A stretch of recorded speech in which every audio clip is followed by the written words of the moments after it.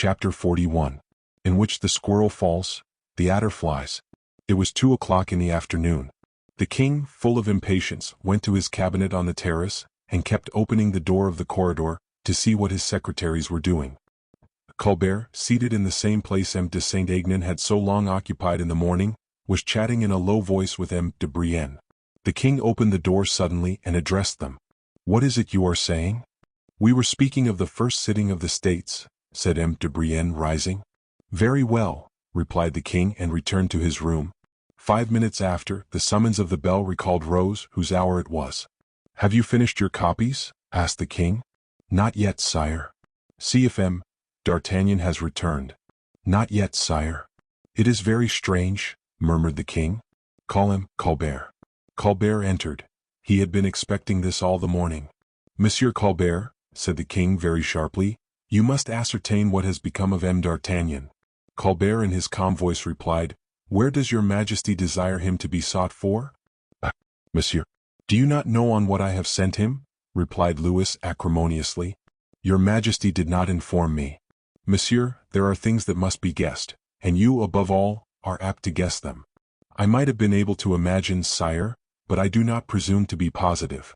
Colbert had not finished these words when a rougher voice than that of the king interrupted the interesting conversation thus begun between the monarch and his clerk. "D'Artagnan!" cried the king with evident joy. D'Artagnan, pale and in evidently bad humor, cried to the king as he entered, "Sire, is it your majesty who has given orders to my musketeers?" "What orders?" said the king. "About M. Fouquet's house?" "None," replied Louis. "Ha!" said D'Artagnan, biting his mustache. "I was not mistaken then, it was monsieur here," and he pointed to Colbert. "What orders?" "Let me know," said the king. "Orders to turn the house topsy-turvy, to beat M. Fouquet's servants, to force the drawers, to give over a peaceful house to pillage. Mordioux, these are savage orders." "Monsieur," said Colbert, turning pale. "Monsieur," interrupted D'Artagnan, "the king alone, understand, the king alone has a right to command my musketeers. But as to you, I forbid you to do it, and I tell you so before his majesty. Gentlemen who carry swords do not sling pens behind their ears." "D'Artagnan." "D'Artagnan," murmured the king. "It is humiliating," continued the musketeer. "My soldiers are disgraced. I do not command riders, thank you, nor clerks of the intendant, Mordioux." "Well, but what is all this about?" said the king with authority. "About this, sire, monsieur who could not guess your majesty's orders and consequently could not know I was gone to arrest M. Fouquet, monsieur, who has caused the iron cage to be constructed for his patron of yesterday, has sent M. de Ronquerolles to the lodgings of M. Fouquet, and, under the pretense of securing the surintendant's papers, they have taken away the furniture. My musketeers have been posted round the house all the morning. Such were my orders. Why did anyone presume to order them to enter? Why, by forcing them to assist in this pillage, have they been made accomplices in it? Mordioux, we serve the king, we do, but we do not serve him, Colbert." "Monsieur D'Artagnan," said the king sternly, "take care, it is not in my presence that such explanations and made in such a tone should take place." "I have acted for the good of the king," said Colbert in a faltering voice. "It is hard to be so treated by one of your majesty's officers, and that without redress, on account of the respect I owe the king." "The respect you owe the king," cried D'Artagnan, his eyes flashing fire, "consists in the first place in making his authority respected and his person beloved. Every agent of a power without control represents that power, and when people curse the hand which strikes them, it is the royal hand that God reproaches, do you hear? Must a soldier, hardened by 40 years of wounds and blood, give you this lesson, monsieur?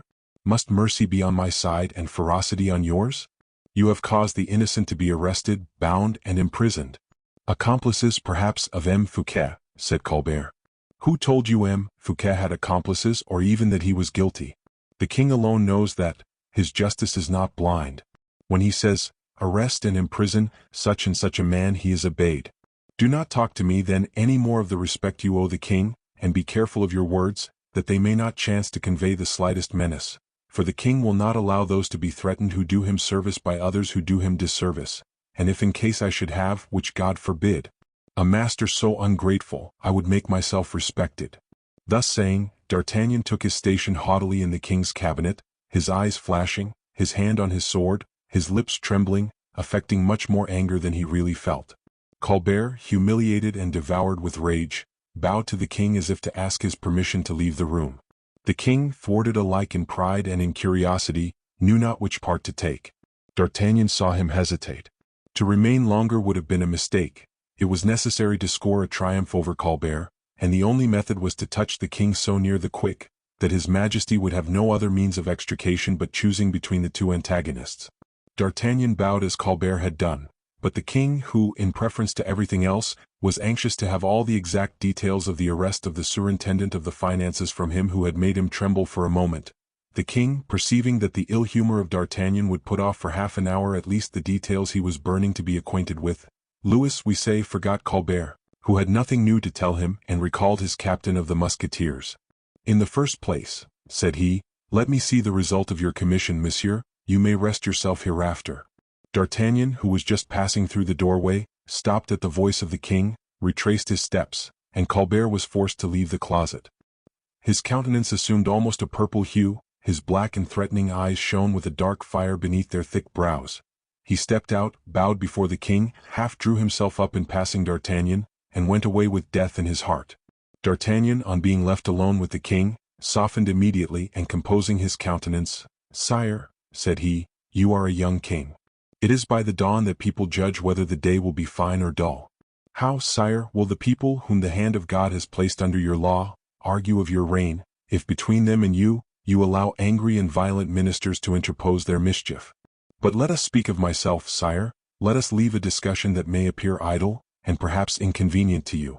Let us speak of myself. I have arrested M. Fouquet." "You took plenty of time about it," said the king sharply. D'Artagnan looked at the king. "I perceive that I have expressed myself badly. I announced to your majesty that I had arrested Monsieur Fouquet." "You did, and what then?" "Well, I ought to have told your majesty that M. Fouquet had arrested me. That would have been more just. I re-established the truth then. I have been arrested by M. Fouquet." It was now the turn of Louis XIV. to be surprised. His majesty was astonished in his turn. D'Artagnan, with his quick glance, appreciated what was passing in the heart of his master. He did not allow him time to put any questions. He related, with that poetry, that picturesqueness, which perhaps he alone possessed at that period, the escape of Fouquet, the pursuit, the furious race, and lastly, the inimitable generosity of the superintendent, who might have fled 10 times over, who might have killed the adversary in the pursuit, but who had preferred imprisonment, perhaps worse, to the humiliation of one who wished to rob him of his liberty. In proportion as the tale advanced, the king became agitated, devouring the narrator's words and drumming with his fingernails upon the table. "It results from all this, sire, in my eyes at least, that the man who conducts himself thus is a gallant man, and cannot be an enemy to the king. That is my opinion, and I repeat it to your majesty. I know what the king will say to me, and I bow to it. Reasons of state. So be it. To my ears that sounds highly respectable. But I am a soldier, and I have received my orders. My orders are executed, very unwillingly on my part, it is true, but they are executed. I say no more."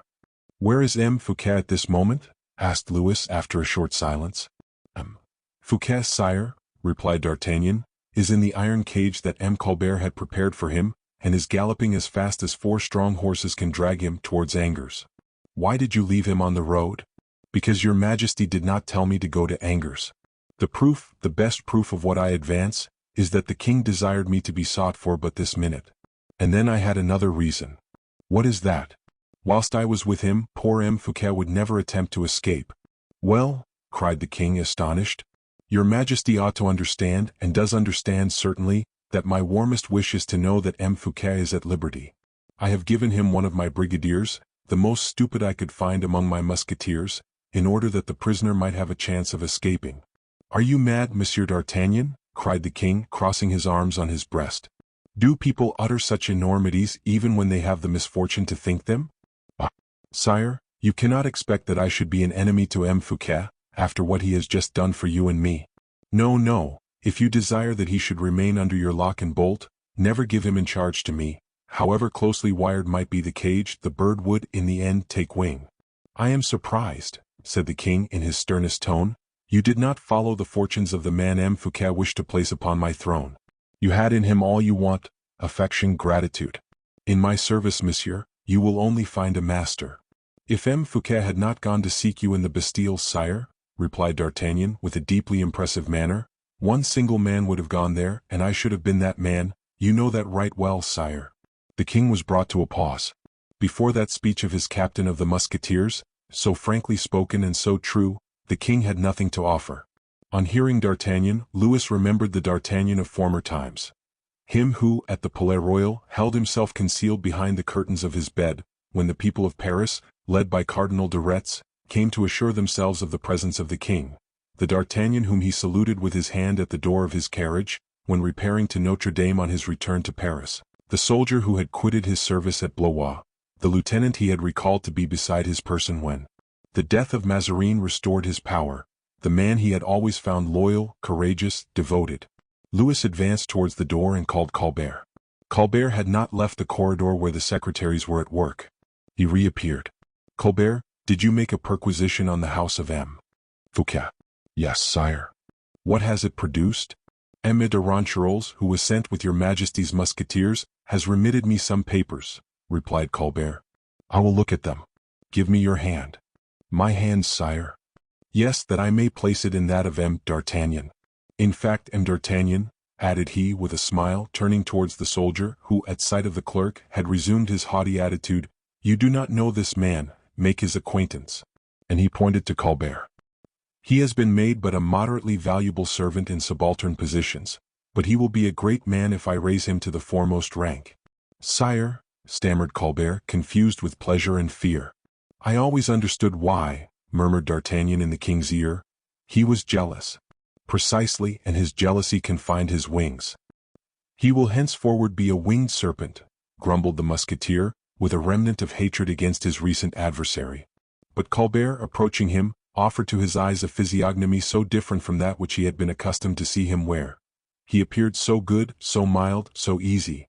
His eyes took the expression of an intelligence so noble that D'Artagnan, a connoisseur in physiognomies, was moved, and almost changed in his convictions. Colbert pressed his hand.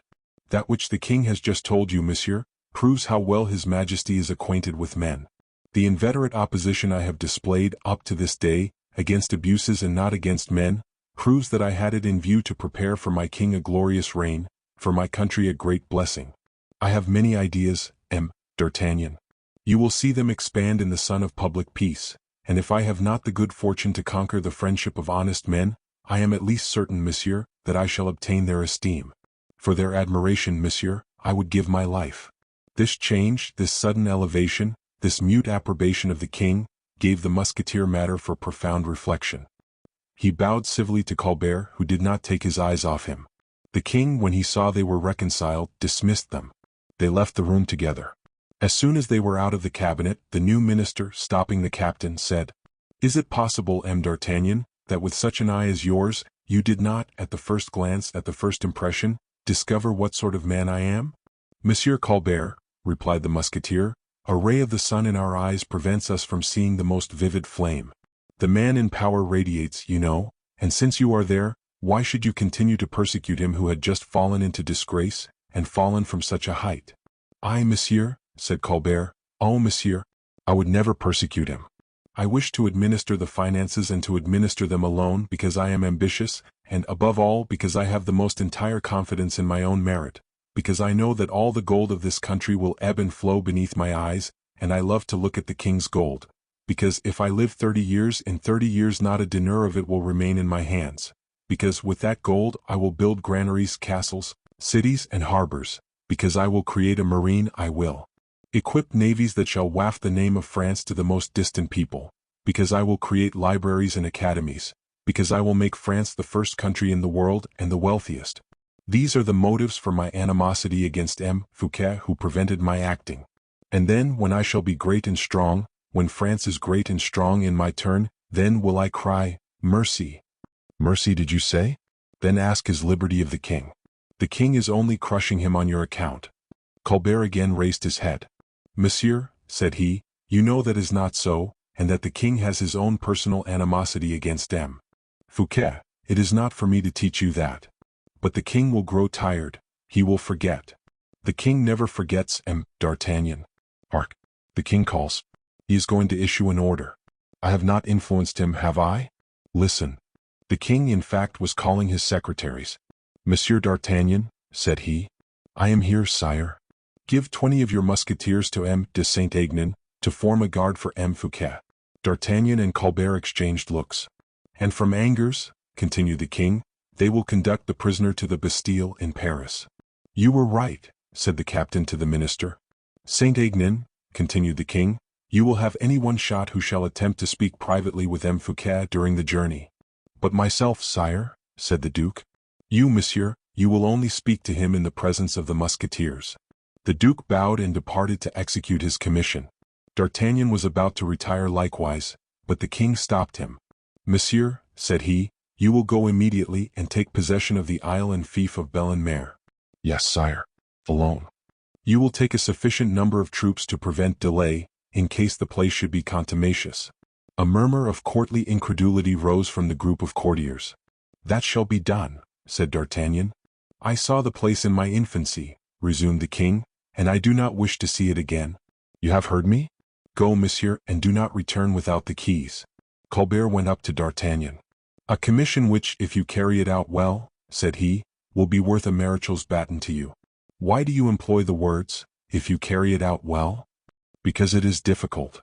Ah, in what respect? You have friends in Belle, Monsieur d'Artagnan, and it is not an easy thing for men like you to march over the bodies of their friends to obtain success. D'Artagnan hung his head in deepest thought, whilst Colbert returned to the king.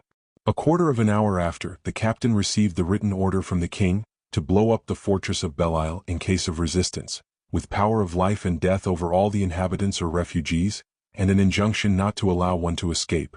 Colbert was right, thought D'Artagnan. For me the baton of a Marechal of France will cost the lives of my two friends. Only they seem to forget that my friends are not more stupid than the birds, and that they will not wait for the hand of the fowler to extend over their wings. I will show them that hand so plainly, that they will have quite time enough to see it. Poor Porthos. Poor Aramis. No, my fortune shall not cost your wings a feather. Having thus determined, D'Artagnan assembled the royal army, embarked it at Paimboeuf and set sail, without the loss of an unnecessary minute. Chapter 42. Belle Isle en Mer. At the extremity of the mole, against which the furious sea beats at the evening tide, two men, holding each other by the arm, were conversing in an animated and expansive tone, without the possibility of any other human being hearing their words, borne away as they were one by the gusts of wind, with the white foam swept from the crests of the waves. The sun had just gone down in the vast sheet of the crimsoned ocean, like a gigantic crucible. From time to time one of these men, turning towards the east, cast an anxious, inquiring look over the sea. The other, interrogating the features of his companion, seemed to seek for information in his looks. Then, both silent, busied with dismal thoughts, they resumed their walk. Everyone has already perceived that these two men were our prescribed heroes, Porthos and Aramis, who had taken refuge in Belle Isle, since the ruin of their hopes, since the discomfiture of the colossal schemes of M. d'Herblay. It is of no use your saying anything to the contrary, my dear Aramis, repeated Porthos, inhaling vigorously the salt breeze with which he charged his massive chest. It is of no use, Aramis. The disappearance of all the fishing boats that went out 2 days ago is not an ordinary circumstance. There has been no storm at sea, the weather has been constantly calm, not even the lightest gale, and even if we had had a tempest, all our boats would not have foundered. I repeat, it is strange. This complete disappearance astonishes me, I tell you. True, murmured Aramis. You are right, friend Porthos. It is true, there is something strange in it. And further, added Porthos, whose ideas the ascent of the Bishop of Vannes seemed to enlarge, and further, do you not observe that if the boats have perished, not a single plank has washed ashore? I have remarked it as well as yourself. And do you not think it strange that the two only boats we had left in the whole island, and which I sent in search of the others? Aramis here interrupted his companion by a cry, and by so sudden a movement, that Porthos stopped as if he were stupefied. What do you say, Porthos? What? You have sent the two boats in search of the others? Yes, to be sure I have, replied Porthos calmly. Unhappy man, what have you done? Then we are indeed lost, cried the bishop. Lost? What did you say? Exclaimed the terrified Porthos. How lost, Aramis? How are we lost? Aramis bit his lips. Nothing. Your pardon, I meant to say. What? That if we were inclined, if we took a fancy to make an excursion by sea, we could not. Very good. And why should that vex you? A precious pleasure, ma foi. For my part, I don't regret it at all. What I regret is certainly not the more or less amusement we can find at Belle-Isle. What I regret, Aramis, is Pierrefonds, Bracieux, Louvain, beautiful France. Here we are not in France, my dear friend, we are, I know not where. I tell you in full sincerity of soul, and your affection will excuse my frankness, but I declare to you I am not happy at Belle-Isle. No, in good truth I am not happy. Aramis breathed a long but stifled sigh. Dear friend, replied he, that is why it is so sad a thing you have sent the 2 boats we had left in search of the boats which disappeared 2 days ago. If you had not sent them away we would have departed. Departed? And the orders, Aramis? What orders? Parbleu. Why, the orders you have been constantly, in and out of season, repeating to me, that we were to hold Belle-Isle against the usurper. You know very well. That is true, murmured Aramis again. You see then plainly, my friend, that we could not depart, and that the sending away of the boats in search of the others cannot prove prejudicial to us in the very least. Aramis was silent, and his vague glances, luminous as that of an albatross, hovered for a long time over the sea, interrogating space, seeking to pierce the very horizon. With all that, Aramis, continued Porthos, who adhered to his idea, and that the more closely from the bishop having apparently endorsed it, with all that, you give me no explanation about what can have happened to these unfortunate boats. I am assailed by cries and complaints whichever way I go. The children cry to see the desolation of the women, as if I could restore the absent husbands and fathers. What do you suppose, my friend, and how ought I to answer them? Think all you like, my good Porthos, and say nothing. This reply did not satisfy Porthos at all. He turned away grumbling something in ill humor. Aramis stopped the valiant Musketeer. Do you remember, said he, in a melancholy tone, kneading the 2 hands of the giant between his own with affectionate cordiality, do you remember, my friend, that in the glorious days of youth, do you remember, Porthos, when we were all strong and valiant, we and the other 2, if we had then had an inclination to return to France, do you think this sheet of salt water would have stopped us? Oh, said Porthos, but 6 leagues. If you had seen me get astride of a plank, would you have remained on land, Porthos? No, pardieu. No, Aramis. But nowadays what sort of a plank should we want, my friend? I in particular. And the Seigneur de Bracieux cast a profound glance over his colossal rotundity with a loud laugh. And do you mean seriously to say you are not tired of Belle-Isle a little, and that you would not prefer the comforts of your dwelling, of your episcopal palace at Vennes? Come, confess. No, replied Aramis without daring to look at Porthos.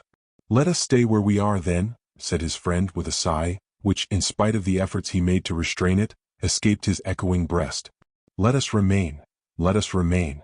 And yet, added he, and yet if we seriously wished, but that decidedly, if we had a fixed idea, one firmly taken, to return to France and there were not boats. Have you remarked another thing, my friend? That is, since the disappearance of our barks, during the last 2 days' absence of fishermen, not a single small boat has landed on the shores of the isle? Yes, certainly. You are right. I, too, have remarked it, and the observation was the more naturally made, for before the last 2 fatal days, barks and shallops were as plentiful as shrimps. I must inquire, said Aramis suddenly and with great agitation. And then if we had a raft constructed. But there are some canoes, my friend, shall I board one? A canoe, a canoe. Can you think of such a thing, Porthos? A canoe to be upset in. No, no, said the Bishop of Vennes, it is not our trade to ride upon the waves. We will wait, we will wait. And Aramis continued walking about with increased agitation. Porthos, who grew tired of following all the feverish movements of his friend, Porthos, who in his faith and calmness understood nothing of the sort of exasperation which was betrayed by his companion's continual convulsive starts, Porthos stopped him. Let us sit down upon this rock, said he. Place yourself there, close to me, Aramis, and I conjure you for the last time, to explain to me in a manner I can comprehend. Explain to me what we are doing here. Porthos, said Aramis, much embarrassed. I know that the false king wished to dethrone the true king. That is a fact that I understand. Well? Yes, said Aramis. I know that the false king formed the project of selling Belle-Isle to the English. I understand that too. Yes. I know that we engineers and captains came and threw ourselves into Belle-Isle to take direction of the works, and the command of 10 companies levied and paid by M. Fouquet, or rather the 10 companies of his son-in-law. All that is plain. Aramis rose in a state of great impatience. He might be said to be a lion importuned by a gnat. Porthos held him by the arm. "But what I cannot understand, what, in spite of all the efforts of my mind and all my reflections I cannot comprehend and never shall comprehend, is, that instead of sending us troops, instead of sending us reinforcements of men, munitions, provisions, they leave us without boats, they leave Belle-Isle without arrivals, without help. It is that instead of establishing with us a correspondence, whether by signals, or written or verbal communications, all relations with the shore are intercepted. Tell me, Aramis, answer me, or rather, before answering me, will you allow me to tell you what I have thought? Will you hear what my idea is, the plan I have conceived?" The bishop raised his head. "Well, Aramis," continued Porthos, "I have dreamed, I have imagined that an event has taken place in France. I dreamt of M. Fouquet all the night, of lifeless fish, of broken eggs, of chambers badly furnished, meanly kept. Villainous dreams, my dear D'Herblay, very unlucky such dreams." "Porthos, what is that yonder?" interrupted Aramis, rising suddenly, and pointing out to his friend a black spot upon the empurpled line of the water. "A bark?" said Porthos. "Yes, it is a bark. We shall have some news at last." "There are two," cried the bishop on discovering another mast. "Two, 3, 4, 5, said Porthos in his turn. 6, 7. Mon Dieu, mon Dieu, it is a fleet. "Our boats returning probably," said Aramis very uneasily, in spite of the assurance he affected. "They are very large for fishing boats," observed Porthos. "And do you not remark, my friend, that they come from the Loire?" "They come from the Loire, yes. And look, everybody here sees them as well as ourselves. Look, women and children are beginning to crowd the jetty." An old fisherman passed. "Are those our barks yonder?" asked Aramis. The old man looked steadily into the eye of the horizon. "No, monseigneur," replied he, "they are lighter boars, boats in the king's service." "Boats in the royal service?" replied Aramis, starting. "How do you know that?" said he. "By the flag." "But," said Porthos, "the boat is scarcely visible. How the devil, my friend, can you distinguish the flag?" "I see there is one," replied the old man. "Our boats, trade lighters, do not carry any. That sort of craft is generally used for transport of troops." "Ah," groaned Aramis. "Vivat!" cried Porthos. "They are sending us reinforcements. Don't you think they are, Aramis?" "Probably. Unless it is the English coming." "By the Loire?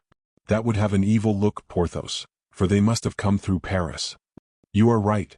They are reinforcements, decidedly, or provisions."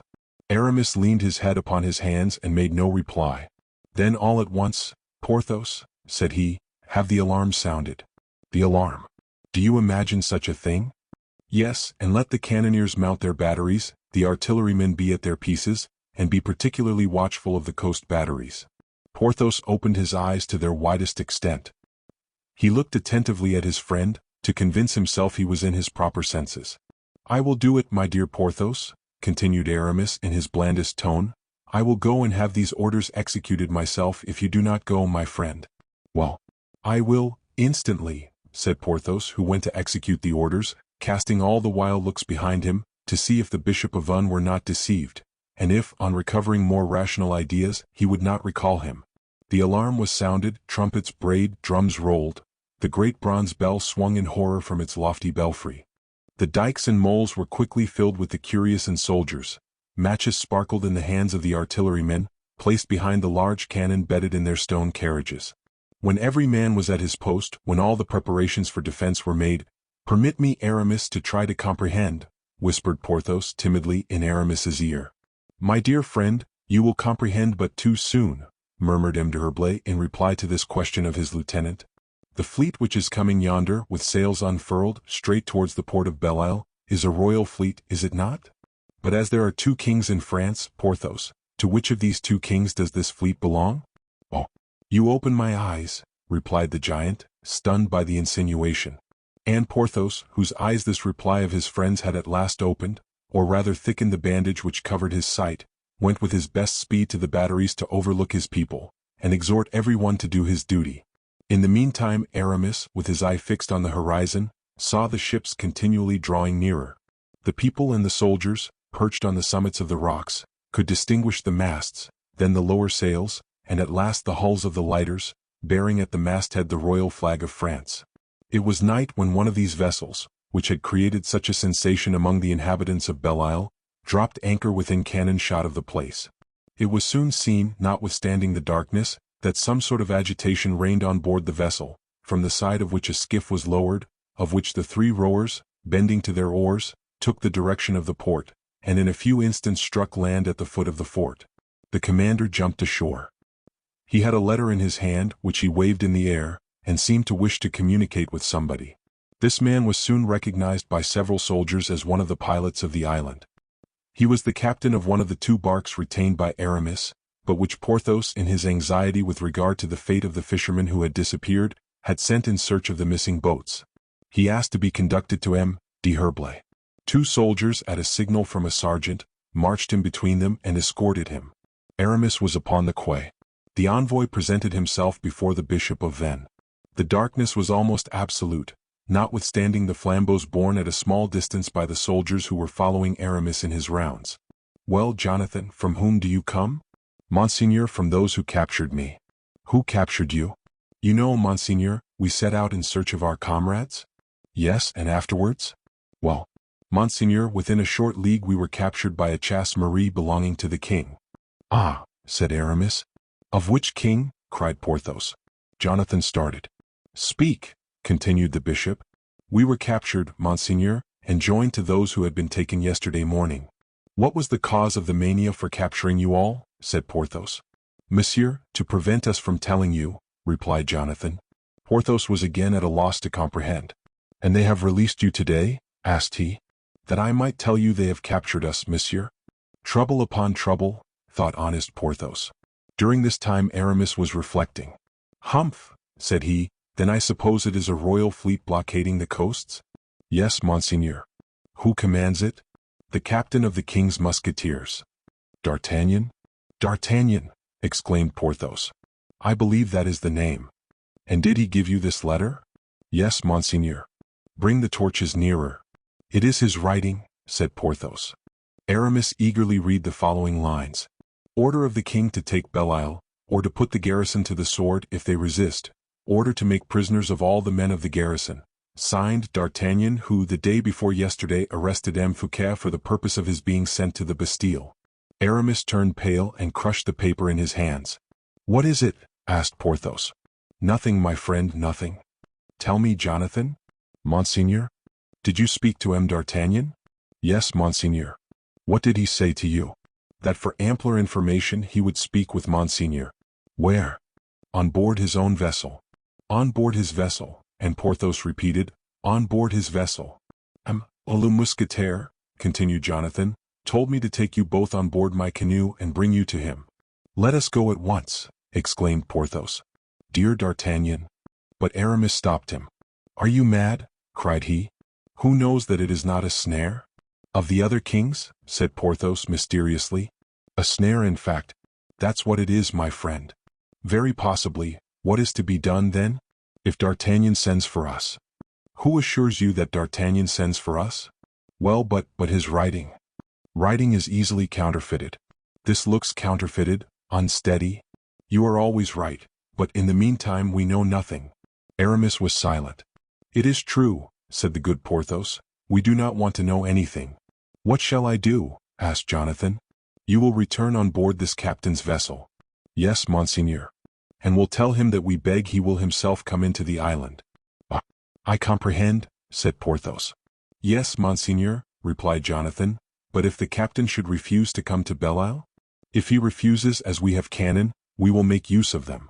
"What? Against D'Artagnan?" "If it is D'Artagnan, Porthos, he will come."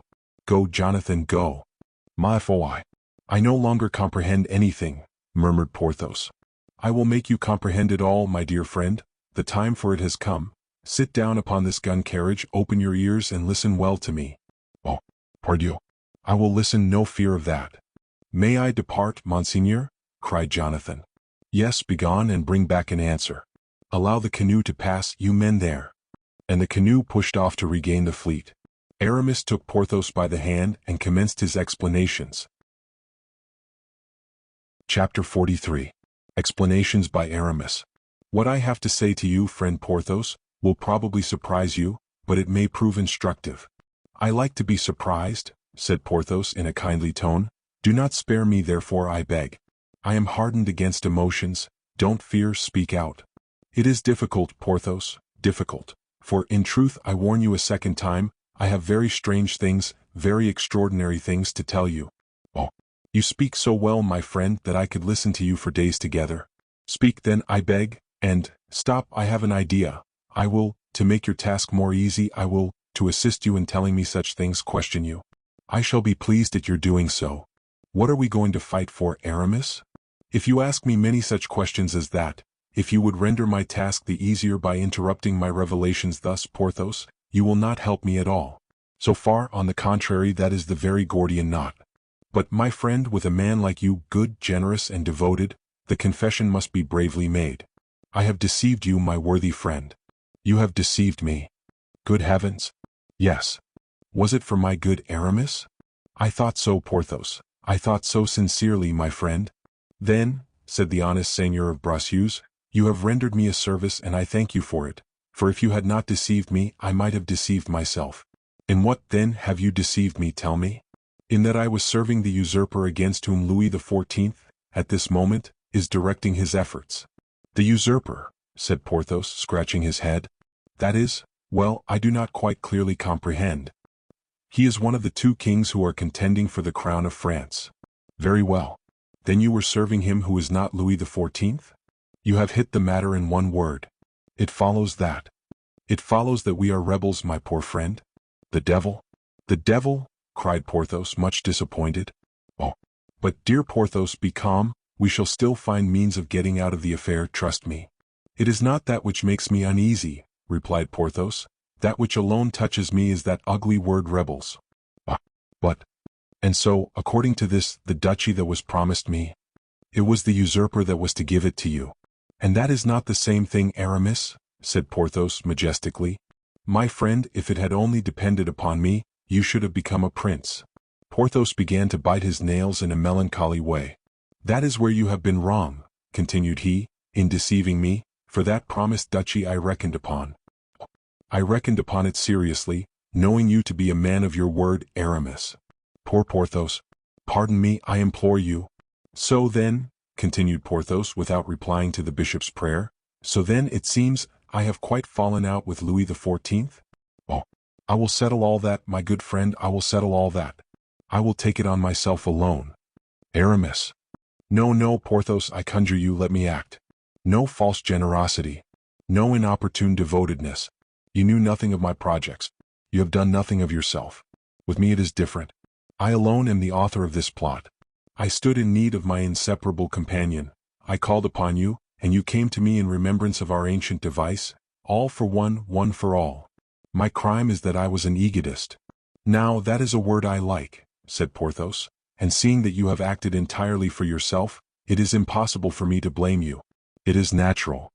And upon this sublime reflection, Porthos pressed his friend's hand cordially. In presence of this ingenuous greatness of soul, Aramis felt his own littleness. It was the second time he had been compelled to bend before real superiority of heart, which is more imposing than brilliancy of mind. He replied by a mute and energetic pressure to the endearment of his friend. Now, said Porthos, that we have come to an explanation, now that I am perfectly aware of our situation with respect to Louis XIV, I think, my friend, it is time to make me comprehend the political intrigue of which we are the victims, for I plainly see there is a political intrigue at the bottom of all this. D'Artagnan, my good Porthos, D'Artagnan is coming, and will detail it to you in all its circumstances. But excuse me, I am deeply grieved, I am bowed down with mental anguish, and I have need of all my presence of mind, all my powers of reflection, to extricate you from the false position in which I have so imprudently involved you. But nothing can be more clear, nothing more plain, than your position henceforth. The King Louis XIV has no longer now but one enemy. That enemy is myself, myself alone. I have made you a prisoner, you have followed me, today I liberate you, you fly back to your prince. You can perceive, Porthos, there is not one difficulty in all this. Do you think so? Said Porthos. I am quite sure of it. Then why, said the admirable good sense of Porthos, then why, if we are in such an easy position, why, my friend, do we prepare cannon, muskets, and engines of all sorts? It seems to me it would be much more simple to say to Captain D'Artagnan, my dear friend, we have been mistaken, that error is to be repaired, open the door to us, let us pass through, and we will say good-bye. That, said Aramis, shaking his head. "Why do you say that? Do you not approve of my plan, my friend? I see a difficulty in it." "What is it?" "The hypothesis that D'Artagnan may come with orders which will oblige us to defend ourselves." "What? Defend ourselves against D'Artagnan? Folly. Against the good D'Artagnan." Aramis once more replied by shaking his head. "Porthos," at length said he, "if I have had the matches lighted and the guns pointed, if I have had the signal of alarm sounded, if I have called every man to his post upon the ramparts, those good ramparts of Belle-Isle which you have so well fortified, it was not for nothing. Wait to judge, or rather no, do not wait. What can I do? If I knew, my friend, I would have told you. But there is one thing much more simple than defending ourselves, a boat and away for France." "Where?" "My dear friend," said Aramis, smiling with a strong shade of sadness, "do not let us reason like children. Let us be men in council and in execution. But hark! I hear a hail for landing at the port. Attention, Porthos, serious attention." "It is D'Artagnan, no doubt," said Porthos in a voice of thunder, approaching the parapet. "Yes, it is I," replied the captain of the Musketeers, running lightly up the steps of the mole, and gaining rapidly the little esplanade on which his two friends waited for him. As soon as he came towards them, Porthos and Aramis observed an officer who followed D'Artagnan, treading apparently in his very steps. The captain stopped upon the stairs of the mole when halfway up. His companions imitated him. "Make your men draw back," cried D'Artagnan to Porthos and Aramis. "Let them retire out of hearing." This order, given by Porthos, was executed immediately. Then D'Artagnan, turning towards him who followed him, "Monsieur," said he, "we are no longer on board the king's fleet, where, in virtue of your order, you spoke so arrogantly to me just now." "Monsieur," replied the officer, "I did not speak arrogantly to you, I simply but rigorously obeyed instructions. I was commanded to follow you. I follow you. I am directed not to allow you to communicate with anyone without taking cognizance of what you do. I am in duty bound, accordingly, to overhear your conversations." D'Artagnan trembled with rage, and Porthos and Aramis, who heard this dialogue, trembled likewise, but with uneasiness and fear. D'Artagnan, biting his mustache with that vivacity which denoted in him exasperation, closely to be followed by an explosion, approached the officer. "Monsieur," said he in a low voice so much the more impressive that, affecting calm, it threatened tempest, "Monsieur, when I sent a canoe hither, you wished to know what I wrote to the defenders of Belle-Isle. You produced an order to that effect, and in my turn, I instantly showed you the note I had written. When the skipper of the boat sent by me returned, when I received the reply of these two gentlemen," and he pointed to Aramis and Porthos, "you heard every word of what the messenger said. All that was plainly in your orders, all that was well executed, very punctually, was it not?" "Yes, monsieur," stammered the officer, "yes, without doubt, but—" "Monsieur," continued D'Artagnan, growing warm, "Monsieur, when I manifested the intention of quitting my vessel to cross to Belle-Isle, you demanded to accompany me. I did not hesitate, I brought you with me. You are now at Belle-Isle, are you not?" "Yes, monsieur, but—" "But, the question no longer is of M. Colbert who has given you that order, or of whomsoever in the world you are following the instructions. The question now is of a man who is a clog upon M. D'Artagnan, and who is alone with M. D'Artagnan upon steps whose feet are bathed by 30 feet of salt water. A bad position for that man, a bad position, monsieur. I warn you." "But, monsieur, if I am a restraint upon you," said the officer timidly and almost faintly, "it is my duty which—" "Monsieur, you have had the misfortune, either you or those that sent you, to insult me. It is done. I cannot seek redress from those who employ you, they are unknown to me or are at too great a distance. But you are under my hand, and I swear that if you make one step behind me when I raise my feet to go up to those gentlemen, I swear to you by my name, I will cleave your head in two with my sword, and pitch you into the water. It will happen. It will happen. I have only been 6 times angry in my life, monsieur, and all 5 preceding times I killed my man." The officer did not stir. He became pale under this terrible threat, but replied with simplicity, "Monsieur, you are wrong in acting against my orders." Porthos and Aramis, mute and trembling at the top of the parapet, cried to the Musketeer, "Good D'Artagnan, take care."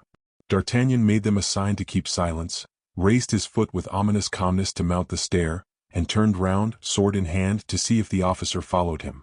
The officer made a sign of the cross and stepped up.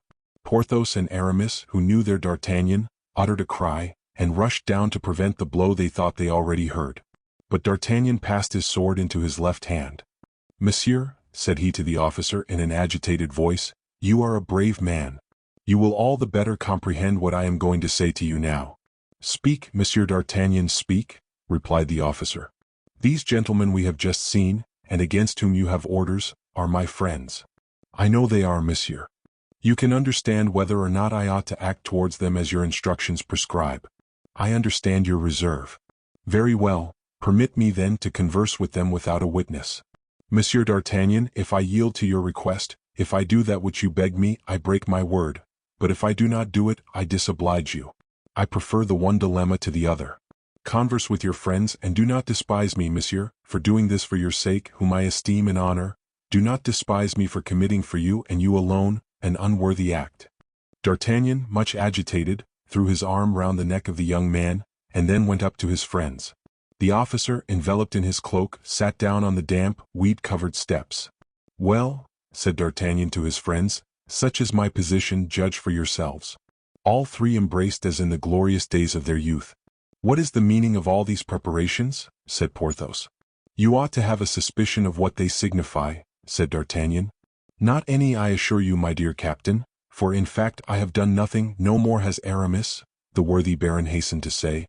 D'Artagnan darted a reproachful look at the prelate, which penetrated that hardened heart.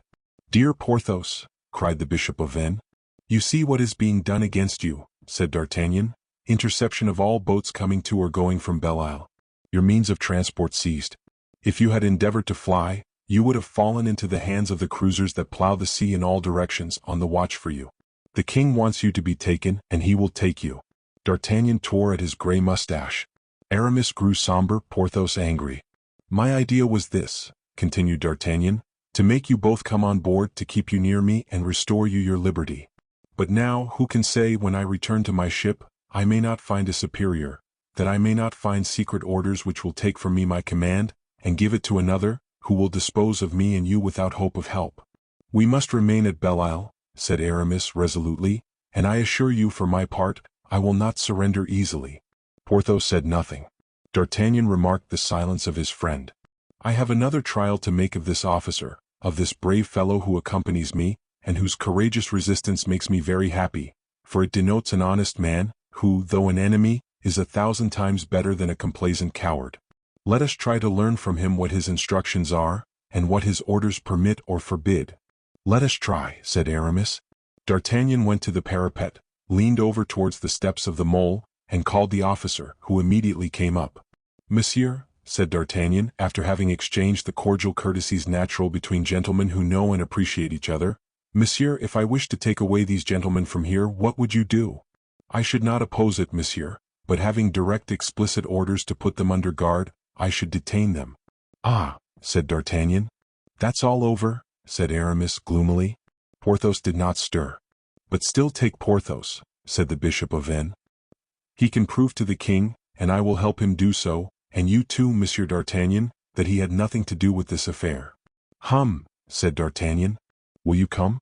Will you follow me, Porthos? The king is merciful." "I want time for reflection," said Porthos. "You will remain here, then?" "Until fresh orders," said Aramis with vivacity. "Until we have an idea," resumed D'Artagnan, "and I now believe that will not be long, for I have one already." "Let us say adieu, then," said Aramis. "But in truth, my good Porthos, you ought to go." "No," said the latter laconically. "As you please," replied Aramis, a little wounded in his susceptibilities at the morose tone of his companion. "Only I am reassured by the promise of an idea from D'Artagnan, an idea I fancy I have divined." "Let us see," said the Musketeer, placing his ear near Aramis's mouth. The latter spoke several words rapidly, to which D'Artagnan replied, "That is it, precisely." "Infallible," cried Aramis. "During the first emotion this resolution will cause, take care of yourself, Aramis. Oh, don't be afraid." "Now, monsieur," said D'Artagnan to the officer, "thanks, 1,000 thanks. You have made yourself 3 friends for life." "Yes," added Aramis. Porthos alone said nothing but merely bowed. D'Artagnan, having tenderly embraced his 2 old friends, left Belle Isle with the inseparable companion with whom M. Colbert had saddled him. Thus, with the exception of the explanation with which the worthy Porthos had been willing to be satisfied, nothing had changed in appearance in the fate of one or the other. "Only," said Aramis, "there is D'Artagnan's idea." D'Artagnan did not return on board without profoundly analyzing the idea he had discovered. Now, we know that whatever D'Artagnan did examine, according to custom, daylight was certain to illuminate. As to the officer, now grown mute again, he had full time for meditation. Therefore, on putting his foot on board his vessel, moored within cannon shot of the island, the captain of the Musketeers had already got together all his means, offensive and defensive. He immediately assembled his council, which consisted of the officers serving under his orders. These were 8 in number: a chief of the maritime forces, a major directing the artillery, an engineer, the officer we are acquainted with, and 4 lieutenants. Having assembled them, D'Artagnan arose, took of his hat, and addressed them thus: "Gentlemen, I have been to reconnoiter Belle-en-Mer, and I have found in it a good and solid garrison. Moreover, preparations are made for a defense that may prove troublesome. I therefore intend to send for 2 of the principal officers of the place, that we may converse with them. Having separated them from their troops and cannon, we shall be better able to deal with them, particularly by reasoning with them. Is not this your opinion, gentlemen?" The major of artillery rose. "Monsieur," said he with respect but firmness, "I have heard you say that the place is preparing to make a troublesome defense. The place is then, as you know, determined on rebellion." D'Artagnan was visibly put out by this reply, but he was not the man to allow himself to be subdued by a trifle, and resumed: "Monsieur," said he, "your reply is just. But you are ignorant that Belle-Isle is a fief of M. Fouquet's, and that former monarchs gave the right to the seigneurs of Belle-Isle to arm their people." The major made a movement. "Oh, do not interrupt me," continued D'Artagnan. "You are going to tell me that that right to arm themselves against the English was not a right to arm themselves against their king. But it is not M. Fouquet, I suppose, who holds Belle-Isle at this moment, since I arrested M. Fouquet the day before yesterday. Now the inhabitants and defenders of Belle-Isle know nothing of this arrest. You would announce it to them in vain. It is a thing so unheard of and extraordinary, so unexpected, that they would not believe you. A Breton serves his master and not his masters. He serves his master till he has seen him dead. Now the Bretons, as far as I know, have not seen the body of M. Fouquet. It is not, then, surprising they hold out against that which is neither M. Fouquet nor his signature." The major bowed in token of assent. "That is why," continued D'Artagnan, "I propose to cause 2 of the principal officers of the garrison to come on board my vessel. They will see you, gentlemen, they will see the forces we have at our disposal, they will consequently know to what they have to trust, and the fate that attends them in case of rebellion. We will affirm to them, upon our honor, that M. Fouquet is a prisoner, and that all resistance can only be prejudicial to them. We will tell them that at the first cannon fired, there will be no further hope of mercy from the king. Then, or so at least I trust, they will resist no longer. They will yield up without fighting, and we shall have a place given up to us in a friendly way which it might cost prodigious efforts to subdue." The officer who had followed D'Artagnan to Belle-Isle was preparing to speak, but D'Artagnan interrupted him. "Yes, I know what you are going to tell me, monsieur. I know that there is an order of the king's to prevent all secret communications with the defenders of Belle-Isle, and that is exactly why I do not offer to communicate except in presence of my staff." And D'Artagnan made an inclination of the head to his officers, who knew him well enough to attach a certain value to the condescension. The officers looked at each other as if to read each other's opinions in their eyes, with the intention of evidently acting, should they agree, according to the desire of D'Artagnan. And already the latter saw with joy that the result of their consent would be sending a bark to Porthos and Aramis, when the king's officer drew from a pocket a folded paper, which he placed in the hands of D'Artagnan. This paper bore upon its superscription the number 1. "What more?" murmured the surprised captain. "Read, monsieur," said the officer, with a courtesy that was not free from sadness. D'Artagnan, full of mistrust, unfolded the paper and read these words: "Prohibition to M. D'Artagnan to assemble any council whatever, or to deliberate in any way before Belle-Isle be surrendered and the prisoners shot. Signed, Louis." D'Artagnan repressed the quiver of impatience that ran through his whole body, and with a gracious smile: "That is well, monsieur," said he, "the king's orders shall be complied with." Chapter 44. Result of the ideas of the king, and the ideas of D'Artagnan. The blow was direct. It was severe, mortal. D'Artagnan, furious at having been anticipated by an idea of the king's, did not despair, however, even yet, and reflecting upon the idea he had brought back from Belle-Isle, he elicited therefrom novel means of safety for his friends. "Gentlemen," said he suddenly, "since the king has charged some other than myself with his secret orders, it must be because I no longer possess his confidence, and I should really be unworthy of it if I had the courage to hold a command subject to so many injurious suspicions. Therefore I will go immediately and carry my resignation to the king.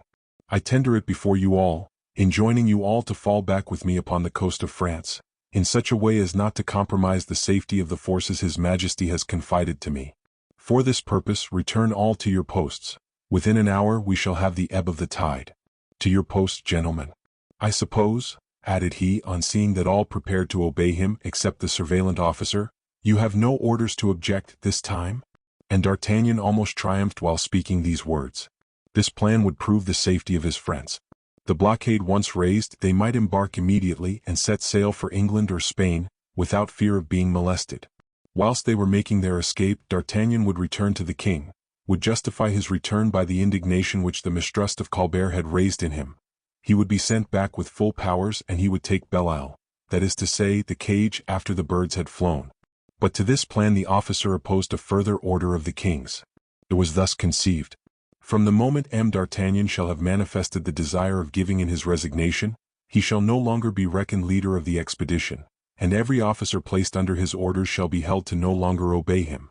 Moreover, the said Monsieur d'Artagnan, having lost that quality of leader of the army sent against Belle-Isle, shall set out immediately for France, accompanied by the officer who will have remitted the message to him, and who will consider him a prisoner for whom he is answerable. Brave and careless as he was, D'Artagnan turned pale. Everything had been calculated with a depth of precognition which, for the first time in 30 years, recalled to him the solid foresight and inflexible logic of the great cardinal. He leaned his head on his hand, thoughtful, scarcely breathing. If I were to put this order in my pocket, thought he, who would know it, what would prevent my doing it? Before the king had had time to be informed, I should have saved those poor fellows yonder. Let us exercise some small audacity. My head is not one of those the executioner strikes off for disobedience. We will disobey. But at the moment he was about to adopt this plan, he saw the officers around him reading similar orders, which the passive agent of the thoughts of that infernal Colbert had distributed to them. This contingency of his disobedience had been foreseen, as all the rest had been. Monsieur, said the officer coming up to him, I await your good pleasure to depart. I am ready, monsieur, replied D'Artagnan, grinding his teeth. The officer immediately ordered a canoe to receive D'Artagnan and himself. At sight of this he became almost distraught with rage. How, stammered he, will you carry on the directions of the different corps? When you are gone, monsieur, replied the commander of the fleet, it is to me the command of the whole is committed. Then, monsieur, rejoined Colbert's man, addressing the new leader, it is for you that this last order remitted to me is intended. Let us see your powers. Here they are, said the officer, exhibiting the royal signature. Here are your instructions, replied the officer, placing the folded paper in his hands, and turning round towards D'Artagnan. Come, monsieur, said he in an agitated voice, such despair did he behold in that man of iron, do me the favor to depart at once. Immediately, articulated D'Artagnan, feebly, subdued, crushed by implacable impossibility. And he painfully subsided into the little boat, which started, favored by wind and tide, for the coast of France. The king's guards embarked with him. The Musketeer still preserved the hope of reaching Nantes quickly, and of pleading the cause of his friends eloquently enough to incline the king to mercy. The bark flew like a swallow. D'Artagnan distinctly saw the land of France profiled in black against the white clouds of night. Ah, monsieur, said he in a low voice to the officer to whom, for an hour, he had ceased speaking, what would I give to know the instructions for the new commander? They are all pacific, are they not? He did not finish. The thunder of a distant cannon rolled athwart the waves, another, and two or three still louder. D'Artagnan shuddered. They have commenced the siege of Belle-Isle, replied the officer. The canoe had just touched the soil of France. Chapter 45. The Ancestors of Porthos. When D'Artagnan left Aramis and Porthos, the latter returned to the principal fort, in order to converse with greater liberty. Porthos, still thoughtful, was a restraint on Aramis, whose mind had never felt itself more free. Dear Porthos, said he suddenly, I will explain D'Artagnan's idea to you. What idea, Aramis? An idea to which we shall owe our liberty within 12 hours. Ah, indeed, said Porthos, much astonished. Let us hear it. Did you remark, in the scene our friend had with the officer, that certain orders constrained him with regard to us? Yes, I did notice that. Well, D'Artagnan is going to give in his resignation to the king, and during the confusion that will result from his absence, we will get away, or rather you will get away, Porthos, if there is possibility of flight for only one." Here Porthos shook his head and replied, "We will escape together, Aramis, or we will stay together." "Thine is a generous heart," said Aramis, "only your melancholy uneasiness affects me." "I am not uneasy," said Porthos. "Then you are angry with me." "I am not angry with you." "Then why, my friend, do you put on such a dismal countenance?" "I will tell you, I am making my will." And while saying these words, the good Porthos looked sadly in the face of Aramis. "Your will?" cried the bishop. "What then? Do you think yourself lost?" "I feel fatigued. It is the first time, and there is a custom in our family." "What is it, my friend?" "My grandfather was a man twice as strong as I am." "Indeed," said Aramis, "then your grandfather must have been Samson himself." "No, his name was Antoine." "Well, he was about my age when, setting out one day for the chase, he felt his legs weak, the man who had never known what weakness was before." "What was the meaning of that fatigue, my friend?" "Nothing good, as you will see, for having set out, complaining still of weakness of the legs, he met a wild boar which made head against him. He missed him with his arquebus and was ripped up by the beast and died immediately. There is no reason in that why you should alarm yourself, dear Porthos." "Oh, you will see. My father was as strong again as I am. He was a rough soldier under Henry III. And Henry IV. His name was not Antoine but Gaspard, the same as M. de Coligny. Always on horseback, he had never known what lassitude was. One evening as he rose from table, his legs failed him." "He had supped heartily, perhaps," said Aramis, "and that was why he staggered." "Bah! A friend of M. de Bassompierre, nonsense." "No, no, he was astonished at this lassitude and said to my mother, who laughed at him, 'Would not one believe I was going to meet with a wild boar as the late M. du Vallon, my father, did?'" "Well," said Aramis. "Well, having this weakness, my father insisted upon going down into the garden instead of going to bed. His foot slipped on the first stair, the staircase was steep. My father fell against a stone in which an iron hinge was fixed. The hinge gashed his temple, and he was stretched out dead upon the spot." Aramis raised his eyes to his friend. "These are two extraordinary circumstances," said he. "Let us not infer that there may succeed a third. It is not becoming in a man of your strength to be superstitious, my brave Porthos. Besides, when were your legs known to fail? Never have you stood so firm, so haughtily. Why, you could carry a house on your shoulders." "At this moment," said Porthos, "I feel myself pretty active, but at times I vacillate, I sink, and lately this phenomenon, as you say, has occurred 4 times. I will not say this frightens me, but it annoys me. Life is an agreeable thing. I have money, I have fine estates, I have horses that I love, I have also friends that I love, D'Artagnan, Athos, Raoul, and you." The admirable Porthos did not even take the trouble to dissimulate in the very presence of Aramis the rank he gave him in his friendship. Aramis pressed his hand. "We will still live many years," said he, "to preserve to the world such specimens of its rarest men. Trust yourself to me, my friend. We have no reply from D'Artagnan, that is a good sign. He must have given orders to get the vessels together and clear the seas. On my part, one have just issued directions that a bark should be rolled on rollers to the mouth of the great cavern of Loch Maria, which you know, where we have so often lain in wait for the foxes." "Yes, and which terminates at the little creek by a trench where we discovered the day that splendid fox escaped that way." "Precisely. In case of misfortunes, a bark is to be concealed for us in that cavern. Indeed, it must be there by this time. We will wait for a favorable moment, and during the night we will go to sea." "That is a grand idea. What shall we gain by it?" "We shall gain this: nobody knows that grotto, or rather its issue, except ourselves and 2 or 3 hunters of the island. We shall gain this, that if the island is occupied, the scouts, seeing no bark upon the shore, will never imagine we can escape and will cease to watch." "I understand. Well, that weakness in the legs?" "Oh, better much just now." "You see then plainly that everything conspires to give us quietude and hope. D'Artagnan will sweep the sea and leave us free. No royal fleet or descent to be dreaded. Vive Dieu! Porthos, we have still half a century of magnificent adventure before us, and if I once touch Spanish ground, I swear to you," added the bishop with terrible energy, "that your brevet of duke is not such a chance as it is said to be." "We live by hope," said Porthos, enlivened by the warmth of his companion. All at once a cry resounded in their ears, "To arms! To arms!" This cry, repeated by 100 throats, piercing the chamber where the two friends were conversing, carried surprise to one, and uneasiness to the other. Aramis opened the window. He saw a crowd of people running with flambeaux. Women were seeking places of safety, the armed population were hastening to their posts. "The fleet! The fleet!" cried a soldier who recognized Aramis. "The fleet!" repeated the latter.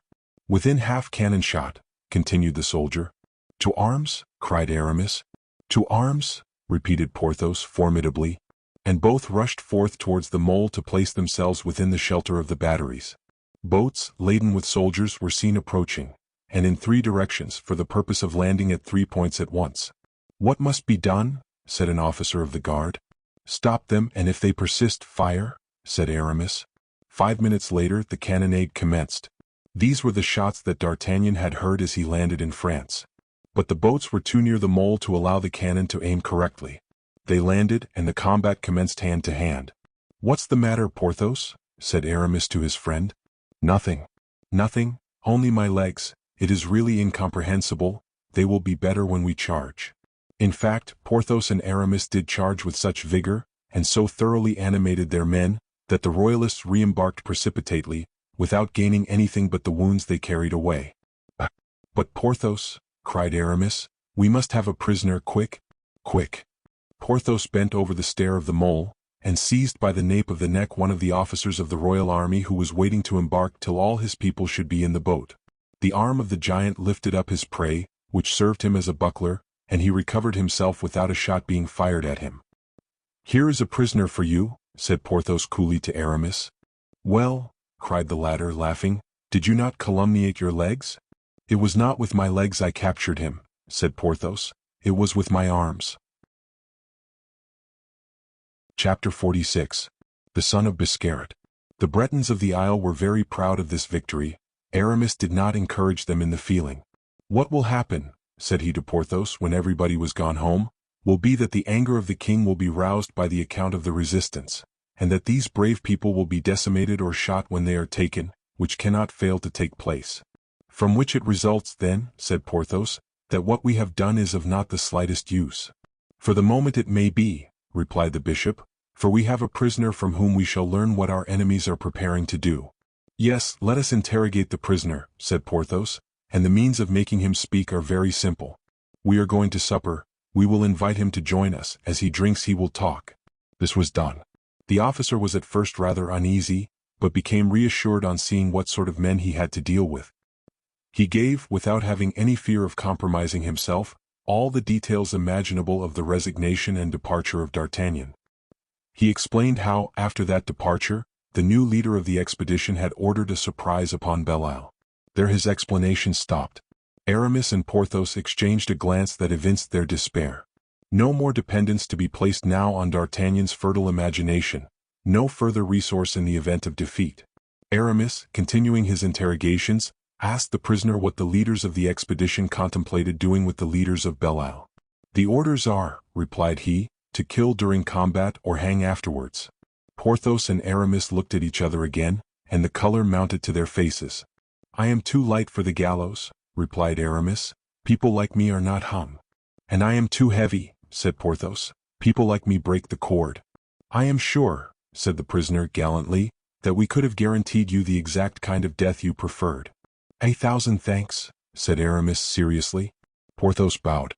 "One more cup of wine to your health," said he, drinking himself. From one subject to another the chat with the officer was prolonged. He was an intelligent gentleman, and suffered himself to be led on by the charm of Aramis's wit and Porthos's cordial bonhomie. "Pardon me," said he, "if I address a question to you, but men who are in their 6th bottle have a clear right to forget themselves a little." "Address it," cried Porthos, "address it." "Speak," said Aramis. "Were you not, gentlemen, both in the Musketeers of the late king?" "Yes, monsieur, and amongst the best of them, if you please," said Porthos. "That is true. I should say even the best of all soldiers, messers, if I did not fear to offend the memory of my father." "Of your father?" cried Aramis. "Do you know what my name is?" "Ma foi. No, monsieur, but you can tell us, and—" "I am called Georges de Biscarat." "Oh," cried Porthos in his turn. "Biscarat? Do you remember that name, Aramis?" "Biscarat," reflected the bishop. It seems to me. Try to recollect, monsieur, said the officer. Pardieu. That won't take me long, said Porthos. Biscarat, called Cardinal, one of the four who interrupted us on the day on which we formed our friendship with D'Artagnan, sword in hand. Precisely, gentlemen. The only one, cried Aramis eagerly, we could not scratch. Consequently, a capital blade, said the prisoner. That's true. Most true, exclaimed both friends together. Ma foi, Monsieur Biscarat, we are delighted to make the acquaintance of such a brave man's son. Biscarat pressed the hands held out by the two musketeers.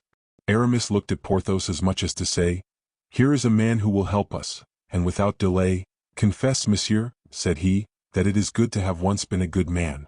My father always said so, monsieur. Confess likewise that it is a sad circumstance in which you find yourself, of falling in with men destined to be shot or hung, and to learn that these men are old acquaintances, in fact, hereditary friends. Oh, you are not reserved for such a frightful fate as that, messers and friends? Said the young man warmly. Bah, you said so yourself. I said so just now when I did not know you, but now that I know you I say, you will evade this dismal fate if you wish. How, if we wish? Echoed Aramis, whose eyes beamed with intelligence as he looked alternately at the prisoner and Porthos. Provided, continued Porthos, looking in his turn with noble intrepidity at M. Biscarat and the bishop, provided nothing disgraceful be required of us. Nothing at all will be required of you, gentlemen, replied the officer. What should they ask of you? If they find you they will kill you, that is a predetermined thing. Try then, gentlemen, to prevent their finding you. I don't think I am mistaken, said Porthos with dignity, but it appears evident to me that if they want to find us, they must come and seek us here. In that you are perfectly right, my worthy friend, replied Aramis, constantly consulting with his looks the countenance of Biscarat, who had grown silent and constrained. You wish, Monsieur de Biscarat, to say something to us, to make us some overture, and you dare not. Is that true? Ah, gentlemen and friends, it is because by speaking I betray the watchword. But hark! I hear a voice that frees mine by dominating it. Cannon, said Porthos. Cannon and musketry too, cried the bishop. On hearing at a distance, among the rocks, these sinister reports of a combat which they thought had ceased. What can that be? Asked Porthos. Pardieu, cried Aramis, that is just what I expected. What is that? That the attack made by you was nothing but a feint. Is not that true, monsieur? And whilst your companions allowed themselves to be repulsed, you were certain of effecting a landing on the other side of the island. Oh, several, monsieur. We are lost then, said the Bishop of Vannes quietly. Lost? That is possible, replied the Seigneur de Pierrefonds, but we are not taken or hung. And so saying, he rose from the table, went to the wall, and coolly took down his sword and pistols, which he examined with the care of an old soldier who is preparing for battle, and who feels that life, in a great measure, depends upon the excellence and right conditions of his arms. At the report of the cannon, at the news of the surprise which might deliver up the island to the royal troops, the terrified crowd rushed precipitately to the fort to demand assistance and advice from their leaders. Aramis, pale and downcast between two flambeaux, showed himself at the window which looked into the principal court, full of soldiers waiting for orders and bewildered inhabitants imploring succor. My friends, said D'Herblay in a grave and sonorous voice, Fouquet, your protector, your friend, you father, has been arrested by an order of the king and thrown into the Bastille. A sustained yell of vengeful fury came floating up to the window at which the bishop stood, and enveloped him in a magnetic field. Avenge Monsieur Fouquet, cried the most excited of his hearers. Death to the royalists. No, my friends, replied Aramis solemnly, no, my friends, no resistance. The king is master in his kingdom. The king is the mandatory of God. The king and God have struck him, Fouquet. Humble yourselves before the hand of God. Love God and the king who have struck him, Fouquet. But do not avenge your seigneur, do not think of avenging him. You would sacrifice yourselves in vain, you, your wives and children, your property, your liberty. Lay down your arms, my friends, lay down your arms. Since the king commands you so to do, and retire peaceably to your dwellings. It is I who ask you to do so, it is I who beg you to do so, it is I who now, in the hour of need, command you to do so in the name of M. Fouquet. The crowd collected under the window uttered a prolonged roar of anger and terror. The soldiers of Louis XIV have reached the island, continued Aramis.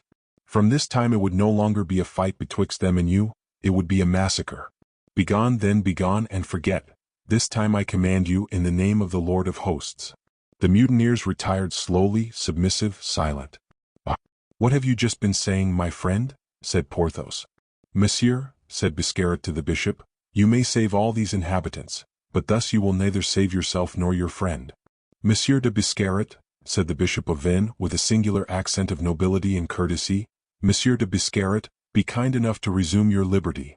"I am very willing to do so, monsieur, but that would render us a service, for when announcing to the king's lieutenant the submission of the islanders, you will perhaps obtain some grace for us on informing him of the manner in which that submission has been effected." "Grace?" replied Porthos with flashing eyes. "What is the meaning of that word?" Aramis touched the elbow of his friend roughly, as he had been accustomed to do in the days of their youth, when he wanted to warn Porthos that he had committed, or was about to commit, a blunder. Porthos understood him and was silent immediately.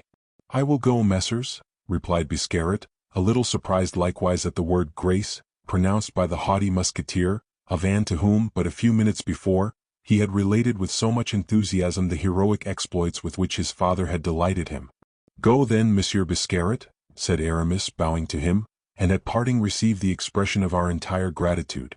But you, messers, you whom I think it an honor to call my friends, since you have been willing to accept that title, what will become of you in the meantime?" replied the officer, very much agitated at taking leave of the two ancient adversaries of his father. "We will wait here. But, mon Dieu, the order is precise and formal. I am Bishop of Vannes, Monsieur de Biscarat, and they no more shoot a bishop than they hang a gentleman."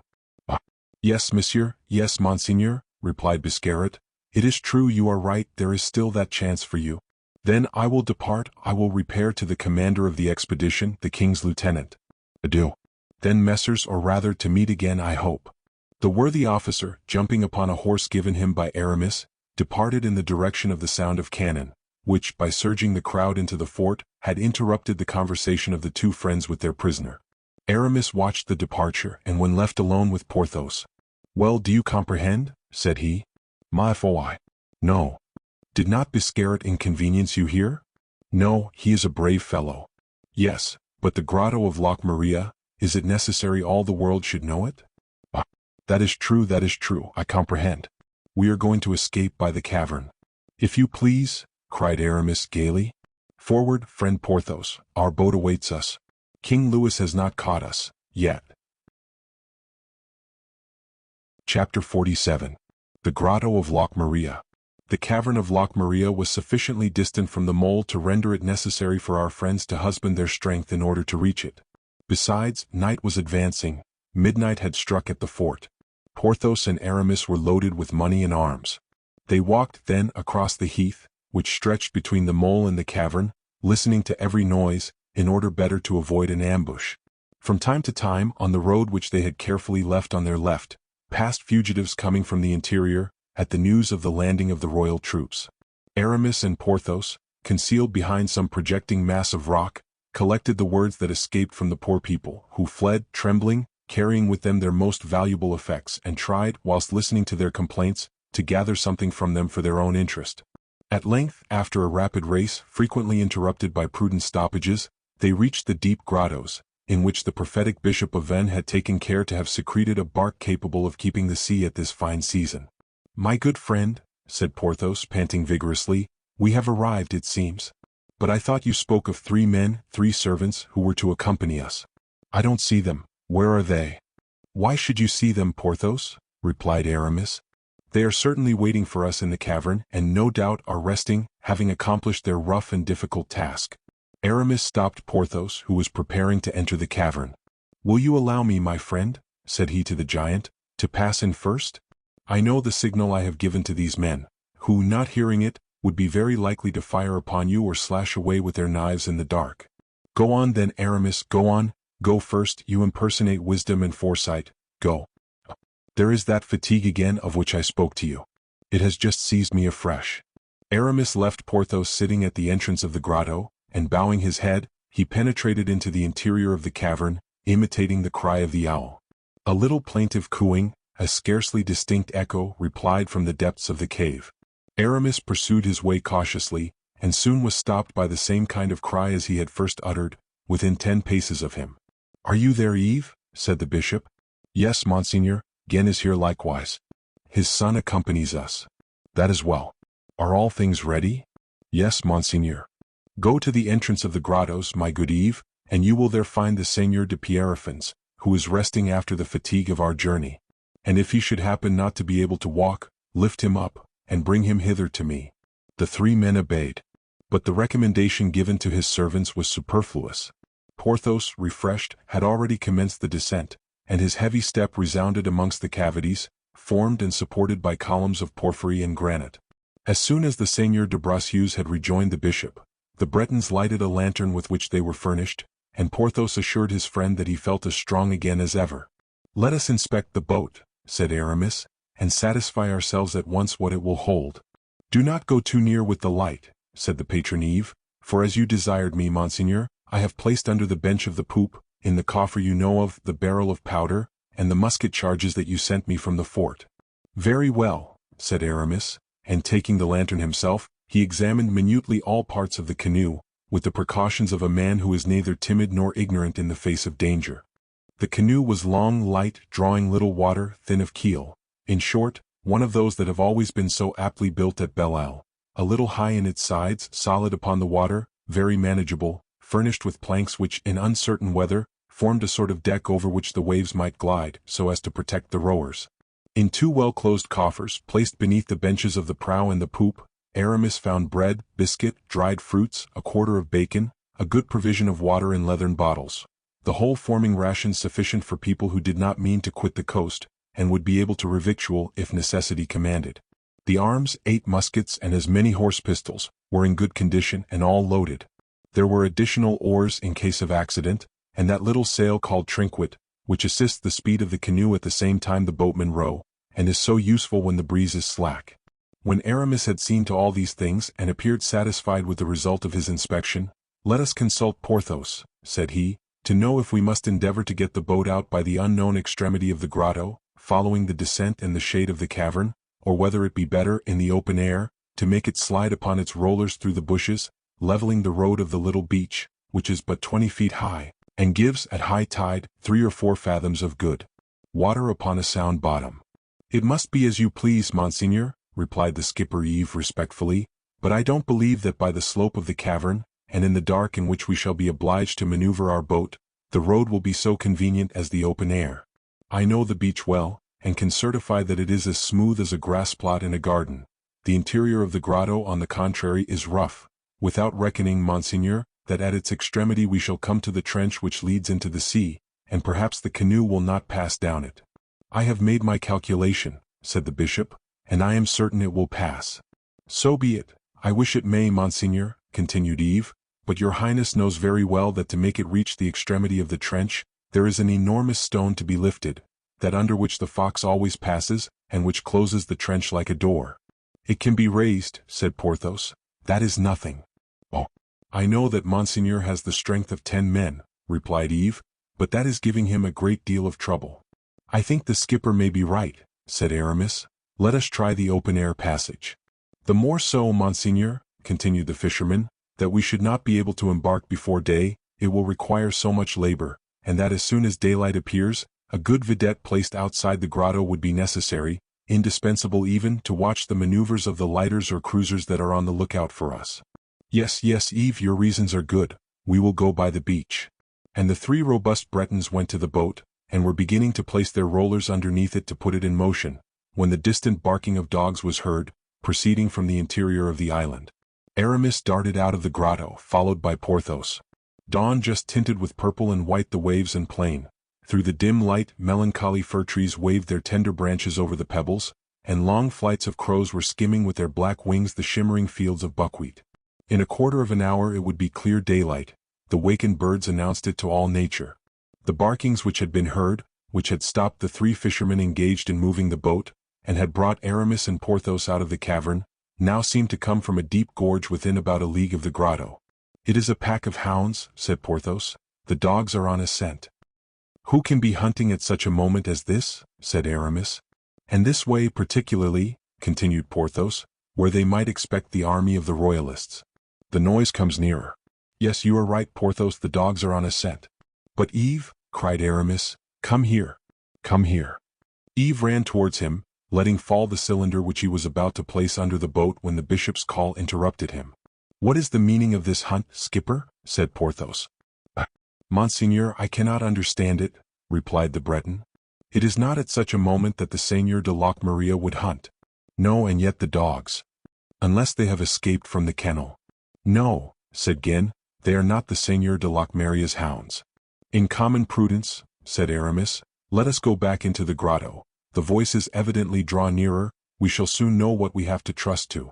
They re-entered, but had scarcely proceeded 100 steps in the darkness, when a noise like the hoarse sigh of a creature in distress resounded through the cavern, and breathless, rapid, terrified, a fox passed like a flash of lightning before the fugitives, leaped over the boat and disappeared, leaving behind its sour scent, which was perceptible for several seconds under the low vaults of the cave. "The fox!" cried the Bretons with the glad surprise of born hunters. "Accursed mischance!" cried the bishop, "our retreat is discovered." "How so?" said Porthos. "Are you afraid of a fox?" "My friend, what do you mean by that? Why do you specify the fox? It is not the fox alone. Pardieu!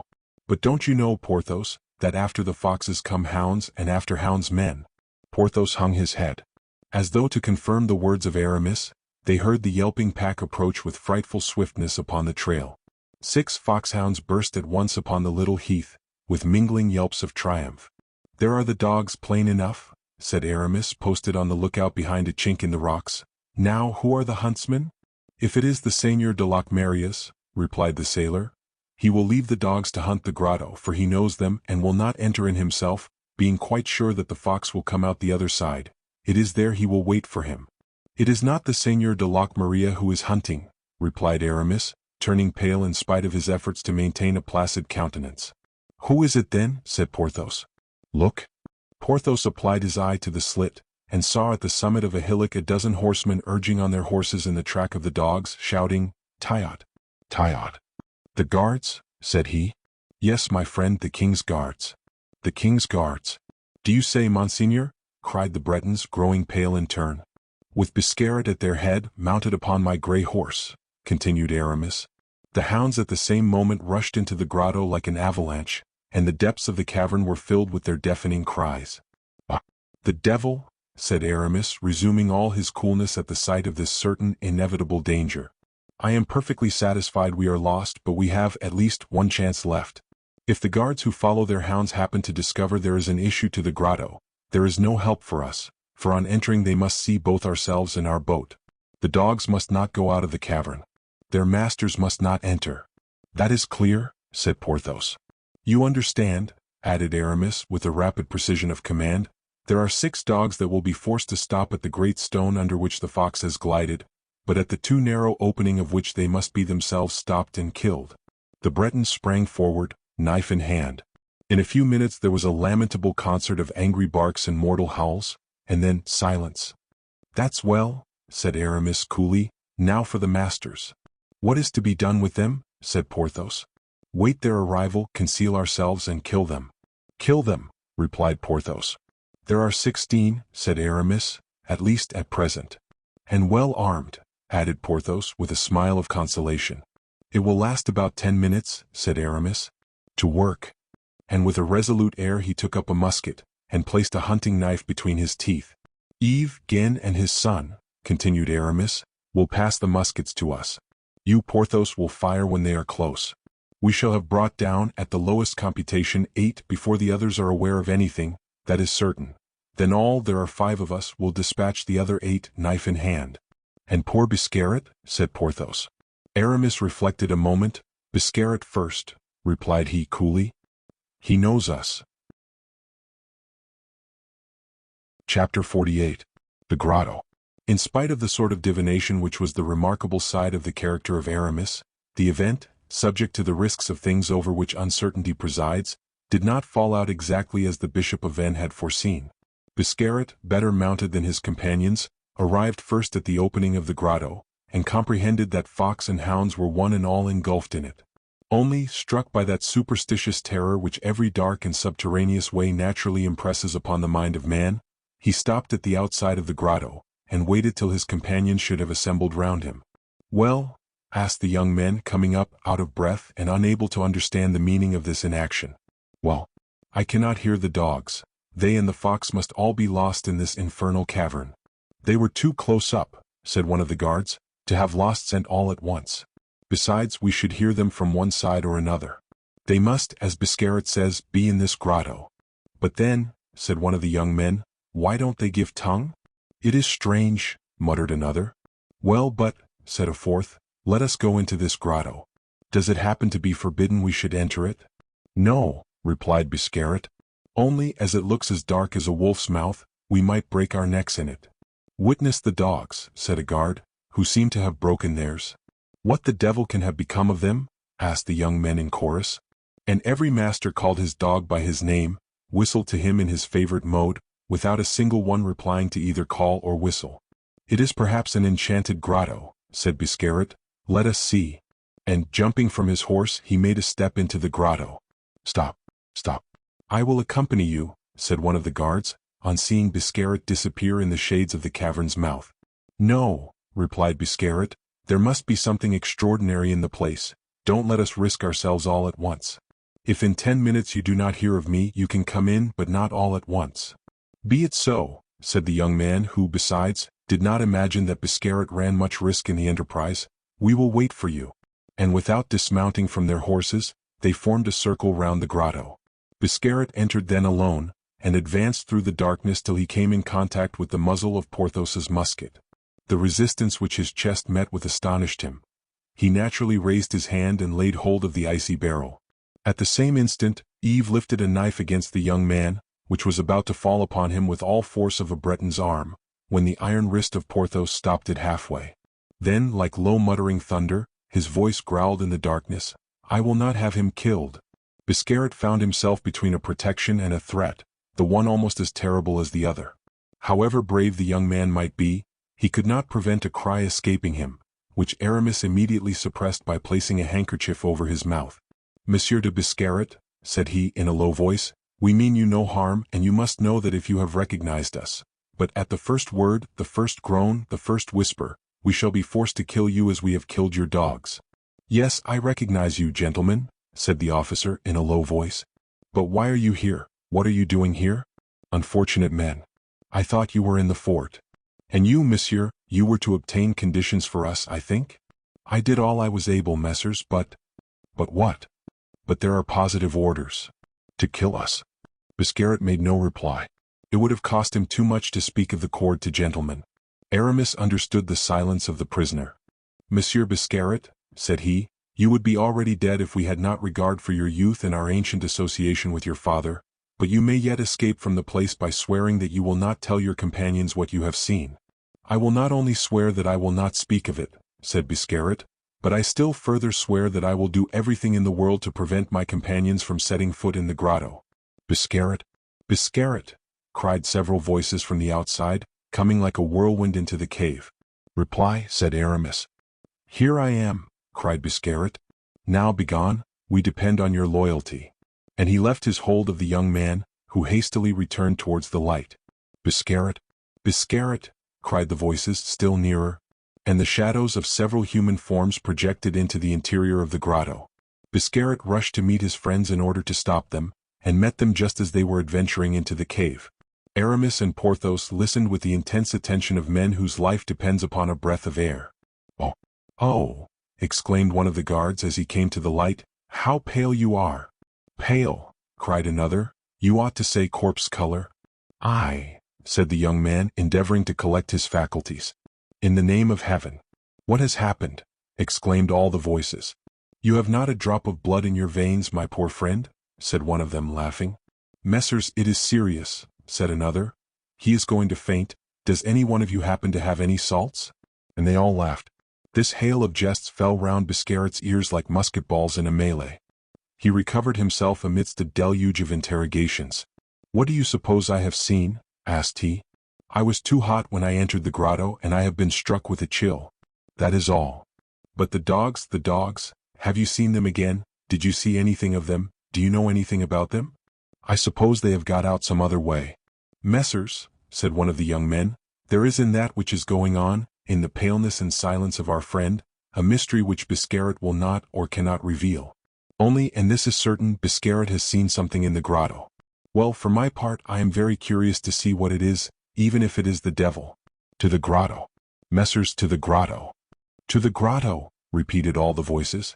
And the echo of the cavern carried like a menace to Porthos and Aramis. To the grotto. To the grotto. Biscarat threw himself before his companions. Messrs, messrs, cried he, in the name of heaven, do not go in. Why, what is there so terrific in the cavern? Asked several at once. Come, speak, Biscarat. Decidedly, it is the devil he has seen, repeated he who had before advanced that hypothesis. Well, said another, if he has seen him, he need not be selfish. He may as well let us have a look at him in turn. Messrs, messrs, I beseech you, urged Biscarat. Nonsense. Let us pass. Messrs, I implore you not to enter. Why, you went in yourself. Then one of the officers, who, of a riper age than the others, had till this time remained behind and had said nothing, advanced. Messrs, said he, with a calmness which contrasted with the animation of the young men, there is in there some person or something that is not the devil, but which, whatever it may be, has had sufficient power to silence our dogs. We must discover who this someone is or what this something is. Biscarat made a last effort to stop his friends, but it was useless. In vain he threw himself before the rashest. In vain he clung to the rocks to bar the passage. The crowd of young men rushed into the cave, in the steps of the officer who had spoken last, but who had sprung in first, sword in hand, to face the unknown danger. Biscarat, repulsed by his friends, unable to accompany them, without passing in the eyes of Porthos and Aramis for a traitor and a perjurer, with painfully attentive ear and unconsciously supplicating hands, leaned against the rough side of a rock which he thought must be exposed to the fire of the musketeers. As to the guards, they penetrated further and further, with exclamations that grew fainter as they advanced. All at once, a discharge of musketry, growling like thunder, exploded in the entrails of the vault. 2 or 3 balls were flattened against the rock on which Biscarat was leaning. At the same instant, cries, shrieks, imprecations burst forth, and the little troop of gentlemen reappeared, some pale, some bleeding, all enveloped in a cloud of smoke, which the outer air seemed to suck from the depths of the cavern. Biscarat! Biscarat! Cried the fugitives. You knew there was an ambuscade in that cavern, and you did not warn us. Biscarat, you are the cause that 4 of us are murdered men. Woe be to you, Biscarat. You are the cause of my being wounded unto death, said one of the young men, letting a gush of scarlet life-blood vomit in his palm, and spattering it into Biscarat's livid face. My blood be on your head. And he rolled in agony at the feet of the young man. But at least tell us who is there, cried several furious voices. Biscarat remained silent. Tell us or die, cried the wounded man, raising himself upon one knee, and lifting towards his companion an arm bearing a useless sword. Biscarat rushed towards him, opening his breast for the blow, but the wounded man fell back not to rise again, uttering a groan which was his last. Biscarat, with hair on end, haggard eyes, and bewildered head, advanced towards the interior of the cavern, saying, You are right. Death to me who have allowed my comrades to be assassinated. I am a worthless wretch. And throwing away his sword, for he wished to die without defending himself, he rushed head foremost into the cavern. The others followed him. The 11 who remained out of 16 imitated his example, but they did not go further than the first. A second discharge laid 5 upon the icy sand, and as it was impossible to see whence this murderous thunder issued, the others fell back with a terror that can be better imagined than described. But, far from flying as the others had done, Biscarat remained safe and sound, seated on a fragment of rock, and waited. There were only 6 gentlemen left. Seriously, said one of the survivors, is it the devil? Ma foi. It is much worse, said another. Ask Biscarat, he knows. Where is Biscarat? The young men looked round them and saw that Biscarat did not answer. He is dead, said 2 or 3 voices. Oh, no, replied another. I saw him through the smoke, sitting quietly on a rock. He is in the cavern. He is waiting for us. He must know who are there. And how should he know them? He was taken prisoner by the rebels. That is true. Well, let us call him and learn from him whom we have to deal with. And all voices shouted, Biscarat! Biscarat! But Biscarat did not answer. Good, said the officer who had shown so much coolness in the affair. We have no longer any need of him.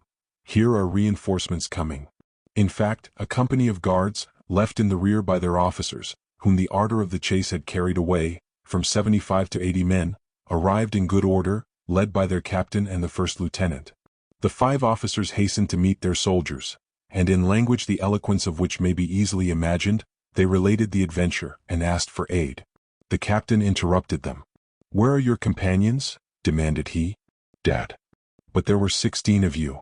10 are dead. Biscarat is in the cavern and we are 5. Biscarat is a prisoner? Probably. No, for here he is, look." In fact, Biscarat appeared at the opening of the grotto. "He is making a sign to come on," said the officer. "Come on. Come on," cried all the troop, and they advanced to meet Biscarat. "Monsieur," said the captain, addressing Biscarat, "I am assured that you know who the men are in that grotto, and who make such a desperate defense. In the king's name I command you to declare what you know." "Captain," said Biscarat, "you have no need to command me. My word has been restored to me this very instant, and I came in the name of these men. To tell me who they are? To tell you they are determined to defend themselves to the death, unless you grant them satisfactory terms." "How many are there of them, then?" "There are 2, said Biscarat. "There are 2, and want to impose conditions upon us?" "There are 2, and they have already killed 10 of our men." "What sort of people are they, giants?" "Worse than that. Do you remember the history of the Bastion Saint-Gervais, captain?" "Yes, where 4 musketeers held out against an army." "Well, these are 2 of those same musketeers." "And their names?" "At that period they were called Porthos and Aramis. Now they are styled M. d'Herblay and M. du Vallon. And what interest have they in all this? It is they who were holding Belle-Isle for M. Fouquet." A murmur ran through the ranks of the soldiers on hearing the 2 words, Porthos and Aramis. "The musketeers. The musketeers," repeated they. And among all these brave men, the idea that they were going to have a struggle against 2 of the oldest glories of the French army made a shiver, half enthusiasm, 2/3 terror, run through them. In fact, those 4 names, D'Artagnan, Athos, Porthos and Aramis, were venerated among all who wore a sword, as in antiquity the names of Hercules, Theseus, Castor and Pollux were venerated. 2 men, and they have killed 10 in 2 discharges. It is impossible, Monsieur Biscarat." "Captain," replied the latter, "I do not tell you that they have not with them 2 or 3 men, as the musketeers of the Bastion Saint-Gervais had 2 or 3 lackeys. But believe me, captain, I have seen these men, I have been taken prisoner by them, I know they themselves alone are all sufficient to destroy an army." "That we shall see," said the captain, "and that in a moment too. Gentlemen, attention." At this reply no one stirred and all prepared to obey. Biscarat alone risked a last attempt. "Monsieur," said he in a low voice, "be persuaded by me, let us pass on our way. Those 2 men, those 2 lions you are going to attack will defend themselves to the death. They have already killed 10 of our men. They will kill double the number and end by killing themselves rather than surrender. What shall we gain by fighting them? We shall gain the consciousness, monsieur, of not having allowed 80 of the king's guards to retire before 2 rebels. If I listened to your advice, monsieur, I should be a dishonored man, and by dishonoring myself I should dishonor the army. Forward, my men." And he marched first as far as the opening of the grotto. There he halted. The object of this halt was to give Biscarat and his companions time to describe to him the interior of the grotto. Then, when he believed he had a sufficient acquaintance with the place, he divided his company into 3 bodies, which were to enter successively, keeping up a sustained fire in all directions. No doubt in this attack they would lose 5 more, perhaps 10, but certainly they must end by taking the rebels since there was no issue, and at any rate 2 men could not kill 80. "Captain," said Biscarat, "I beg to be allowed to march at the head of the first platoon." "So be it," replied the captain, "you have all the honor. I make you a present of it." "Thanks," replied the young man with all the firmness of his race. "Take your sword then." "I shall go as I am, captain," said Biscarat, "for I do not go to kill, I go to be killed." And placing himself at the head of the first platoon, with head uncovered and arms crossed, "March, gentlemen," said he. Chapter 49. An Homeric Song. It is time to pass to the other camp, and to describe at once the combatants and the field of battle. Aramis and Porthos had gone to the grotto of Loch Maria with the expectation of finding there their canoe ready armed, as well as the 3 Bretons, their assistants, and they at first hoped to make the bark pass through the little issue of the cavern, concealing in that fashion both their labors and their flight. The arrival of the fox and dogs obliged them to remain concealed. The grotto extended the space of about 100 toises, to that little slope dominating a creek. Formerly a temple of the Celtic divinities, when Belial was still called Calanese, this grotto had beheld more than one human sacrifice accomplished in its mystic depths. The first entrance to the cavern was by a moderate descent, above which distorted rocks formed a weird arcade. The interior, very uneven and dangerous from the inequalities of the vault, was subdivided into several compartments, which communicated with each other by means of rough and jagged steps, fixed right and left in uncouth natural pillars. At the third compartment the vault was so low, the passage so narrow, that the bark would scarcely have passed without touching the side. Nevertheless, in moments of despair, wood softens and stone grows flexible beneath the human will. Such was the thought of Aramis when, after having fought the fight, he decided upon flight, a flight most dangerous since all the assailants were not dead, and that, admitting the possibility of putting the bark to sea, they would have to fly in open day before the conquered, so interested on recognizing their small number in pursuing their conquerors. When the 2 discharges had killed 10 men, Aramis, familiar with the windings of the cavern, went to reconnoiter them one by one and counted them, for the smoke prevented seeing outside, and he immediately commanded that the canoe should be rolled as far as the great stone, the closure of the liberating issue. Porthos collected all his strength, took the canoe in his arms and raised it up, whilst the Bretons made it run rapidly along the rollers. They had descended into the third compartment. They had arrived at the stone which walled the outlet. Porthos seized this gigantic stone at its base, applied his robust shoulder, and gave a heave which made the wall crack. A cloud of dust fell from the vault, with the ashes of 10,000 generations of sea-birds, whose nests stuck like cement to the rock. At the third shock the stone gave way and oscillated for a minute. Porthos, placing his back against the neighboring rock, made an arch with his foot, which drove the block out of the calcareous masses which served for hinges and cramps. The stone fell, and daylight was visible, brilliant, radiant, flooding the cavern through the opening, and the blue sea appeared to the delighted Bretons. They began to lift the bark over the barricade. 20 more toises and it would glide into the ocean. It was during this time that the company arrived, was drawn up by the captain, and disposed for either an escalade or an assault. Aramis watched over everything to favor the labors of his friends. He saw the reinforcements, counted the men, and convinced himself at a single glance of the insurmountable peril to which fresh combat would expose them. To escape by sea at the moment the cavern was about to be invaded was impossible. In fact, the daylight which had just been admitted to the last compartments had exposed to the soldiers the bark being rolled towards the sea, the 2 rebels within musket shot, and one of their discharges would riddle the boat if it did not kill the navigators. Besides, allowing everything, if the bark escaped with the men on board of it, how could the alarm be suppressed? How could notice to the royal lighters be prevented? What could hinder the poor canoe, followed by sea and watched from the shore, from succumbing before the end of the day? Aramis, digging his hands into his gray hair with rage, invoked the assistance of God and the assistance of the demons. Calling to Porthos, who was doing more work than all the rollers, whether of flesh or wood, "My friend," said he, "our adversaries have just received a reinforcement." "Ah," said Porthos quietly, "what is to be done then?" "To recommence the combat," said Aramis, "is hazardous." "Yes," said Porthos, "for it is difficult to suppose that out of 2, one should not be killed, and certainly if one of us was killed, the other would get himself killed also." Porthos spoke these words with that heroic nature which, with him, grew grander with necessity. Aramis felt it like a spur to his heart. "We shall neither of us be killed if you do what I tell you, friend Porthos." "Tell me what?" "These people are coming down into the grotto." "Yes." "We could kill about 15 of them, but no more." "How many are there in all?" asked Porthos. "They have received a reinforcement of 75 men." 75 and 5, 80. "Ah," sighed Porthos. "If they fire all at once they will riddle us with balls." "Certainly they will." "Without reckoning," added Aramis, "that the detonation might occasion a collapse of the cavern." "Aye," said Porthos, "a piece of falling rock just now grazed my shoulder." "You see then?" "Oh, it is nothing. We must determine upon something quickly. Our Bretons are going to continue to roll the canoe towards the sea." "Very well. We too will keep the powder, the balls, and the muskets here."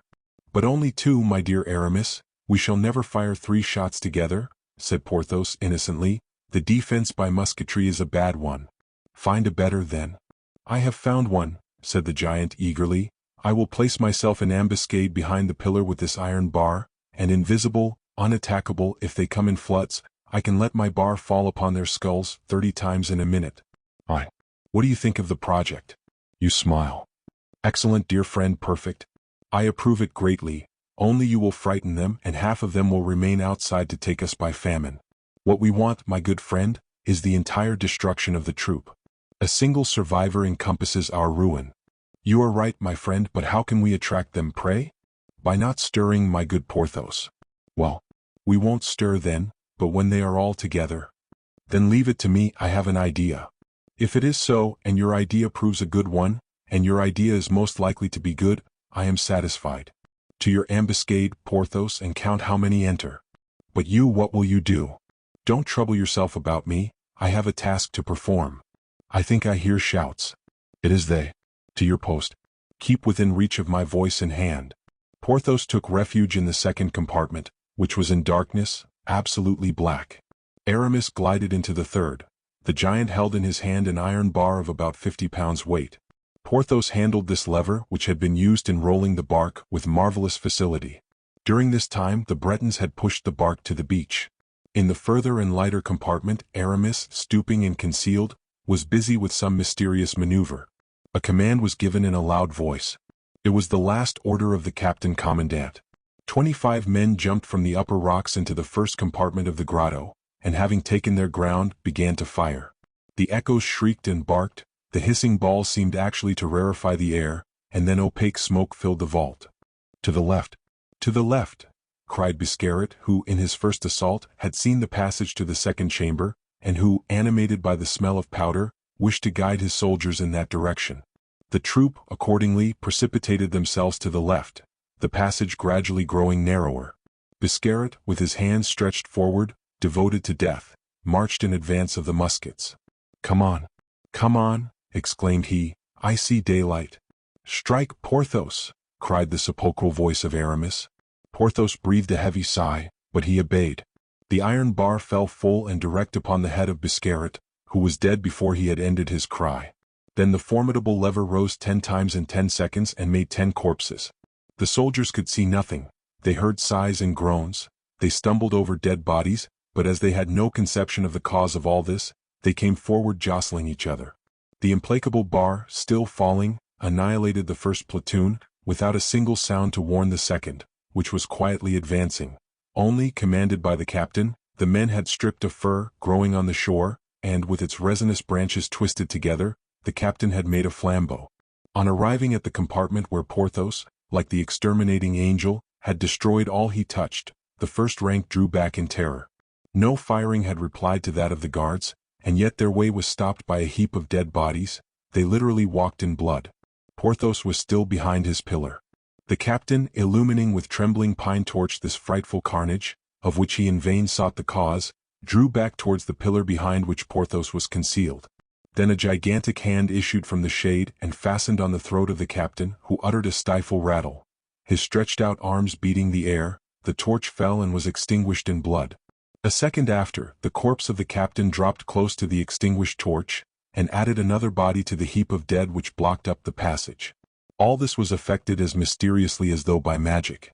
At hearing the rattling in the throat of the captain, the soldiers who accompanied him had turned round, caught a glimpse of his extended arms, his eyes starting from their sockets, and then the torch fell and they were left in darkness. From an unreflective, instinctive, mechanical feeling, the lieutenant cried, "Fire!" Immediately a volley of musketry flamed, thundered, roared in the cavern, bringing down enormous fragments from the vaults. The cavern was lighted for an instant by this discharge, and then immediately returned to pitchy darkness rendered thicker by the smoke. To this succeeded a profound silence, broken only by the steps of the 3rd Brigade, now entering the cavern. Chapter 50. The Death of a Titan. At the moment when Porthos, more accustomed to the darkness than these men, coming from open daylight, was looking round him to see if through this artificial midnight Aramis were not making him some signal, he felt his arm gently touched, and a voice low as a breath murmured in his ear, "Come." "Oh," said Porthos. "Hush," said Aramis, if possible, yet more softly. And amidst the noise of the 3rd Brigade, which continued to advance, the imprecations of the guards still left alive, the muffled groans of the dying, Aramis and Porthos glided unseen along the granite walls of the cavern. Aramis led Porthos into the last but one compartment, and showed him, in a hollow of the rocky wall, a barrel of powder weighing from 70 to 80 pounds, to which he had just attached a fuse. "My friend," said he to Porthos, "you will take this barrel, the match of which I am going to set fire to, and throw it amidst our enemies. Can you do so?" "Parbleu," replied Porthos, and he lifted the barrel with one hand. "Light it." "Stop," said Aramis, "till they are all massed together, and then, my Jupiter, hurl your thunderbolt among them." "Light it," repeated Porthos. "On my part," continued Aramis, "I will join our Bretons and help them to get the canoe to the sea. I will wait for you on the shore, launch it strongly and hasten to us." "Light it," said Porthos a third time. "But do you understand me?" "Parbleu," said Porthos again, with laughter that he did not even attempt to restrain. "When a thing is explained to me I understand it. Begone and give me the light." Aramis gave the burning match to Porthos, who held out his arm to him, his hands being engaged. Aramis pressed the arm of Porthos with both his hands, and fell back to the outlet of the cavern where the three rowers awaited him. Porthos, left alone, applied the spark bravely to the match. The spark, a feeble spark, first principle of conflagration, shone in the darkness like a glow-worm, then was deadened against the match which it set fire to, Porthos enlivening the flame with his breath. The smoke was a little dispersed, and by the light of the sparkling match objects might for 2 seconds be distinguished. It was a brief but splendid spectacle, that of this giant, pale, bloody, his countenance lighted by the fire of the match burning in surrounding darkness. The soldiers saw him, they saw the barrel he held in his hand, they at once understood what was going to happen. Then these men, already choked with horror at the sight of what had been accomplished, filled with terror at thought of what was about to be accomplished, gave out a simultaneous shriek of agony. Some endeavored to fly, but they encountered the 3rd Brigade, which barred their passage. Others mechanically took aim and attempted to fire their discharged muskets. Others fell instinctively upon their knees. 2 or 3 officers cried out to Porthos to promise him his liberty if he would spare their lives. The lieutenant of the 3rd Brigade commanded his men to fire, but the guards had before them their terrified companions, who served as a living rampart for Porthos. We have said that the light produced by the spark in the match did not last more than 2 seconds. But during these 2 seconds this is what it illumined. In the first place, the giant, enlarged in the darkness. Then, at 10 paces off, a heap of bleeding bodies, crushed, mutilated, in the midst of which some still heaved in the last agony, lifting the mass as a last respiration, inflating the sides of some old monster dying in the night. Every breath of Porthos, thus vivifying the match, sent towards this heap of bodies a phosphorescent aura, mingled with streaks of purple. In addition to this principal group scattered about the grotto, as the chances of death or surprise had stretched them, isolated bodies seemed to be making ghastly exhibitions of their gaping wounds. Above ground, bedded in pools of blood, rose, heavy and sparkling, the short, thick pillars of the cavern, of which the strongly marked shades threw out the luminous particles. And all this was seen by the tremulous light of a match attached to a barrel of powder, that is to say, a torch which, whilst throwing a light on the dead past, showed death to come. As I have said, this spectacle did not last above 2 seconds. During this short space of time an officer of the 3rd Brigade got together 8 men armed with muskets, and, through an opening, ordered them to fire upon Porthos. But they who received the order to fire trembled so that 3 guards fell by the discharge, and the 5 remaining balls hissed on to splinter the vault, plough the ground, or indent the pillars of the cavern. A burst of laughter replied to this volley, then the arm of the giant swung round, then was seen whirling through the air like a falling star, the train of fire. The barrel, hurled a distance of 30 feet, cleared the barricade of dead bodies, and fell amidst a group of shrieking soldiers, who threw themselves on their faces. The officer had followed the brilliant train in the air. He endeavored to precipitate himself upon the barrel and tear out the match before it reached the powder it contained. Useless. The air had made the flame attached to the conductor more active. The match, which at rest might have burnt 5 minutes, was consumed in 30 seconds, and the infernal work exploded. Furious vortices of sulfur and niter, devouring shoals of fire which caught every object, the terrible thunder of the explosion, this is what the second which followed disclosed in that cavern of horrors. The rocks split like planks of deal beneath the axe. A jet of fire, smoke and debris sprang from the middle of the grotto, enlarging as it mounted. The large walls of silex tottered and fell upon the sand, and the sand itself, an instrument of pain when launched from its hard bed, riddled the faces with its myriad cutting atoms. Shrieks, imprecations, human life, dead bodies, all were engulfed in one terrific crash. The three first compartments became one sepulchral sink into which fell grimly back, in the order of their weight, every vegetable, mineral, or human fragment. Then the lighter sand and ash came down in turn, stretching like a winding sheet and smoking over the dismal scene. And now, in this burning tomb, this subterranean volcano, seek the king's guards with their blue coats laced with silver.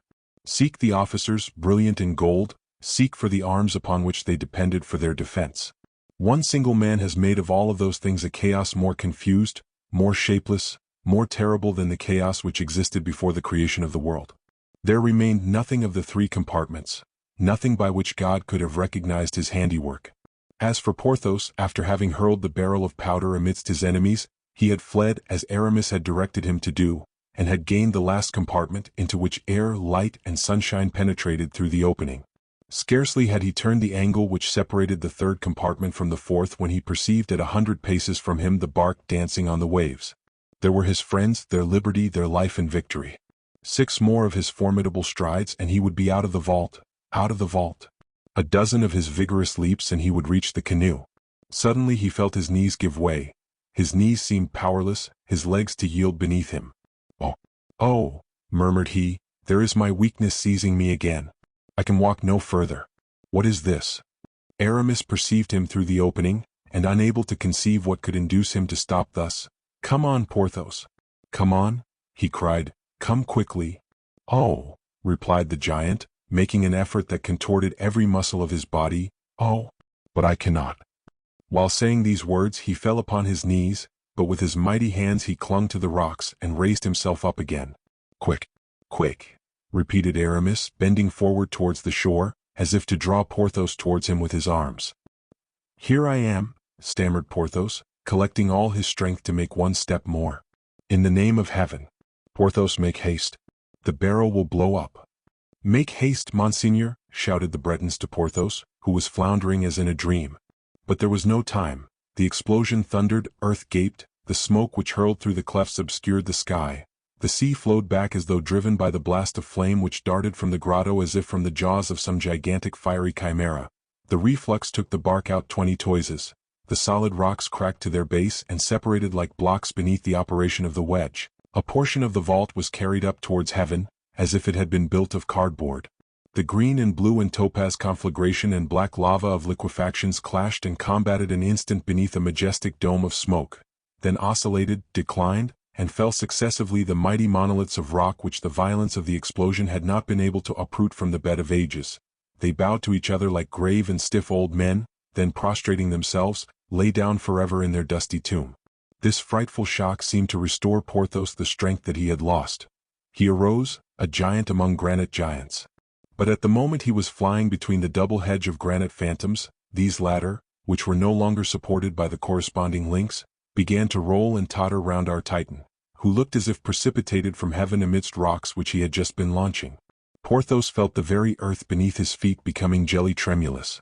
He stretched both hands to repulse the falling rocks. A gigantic block was held back by each of his extended arms. He bent his head and a third granite mass sank between his shoulders.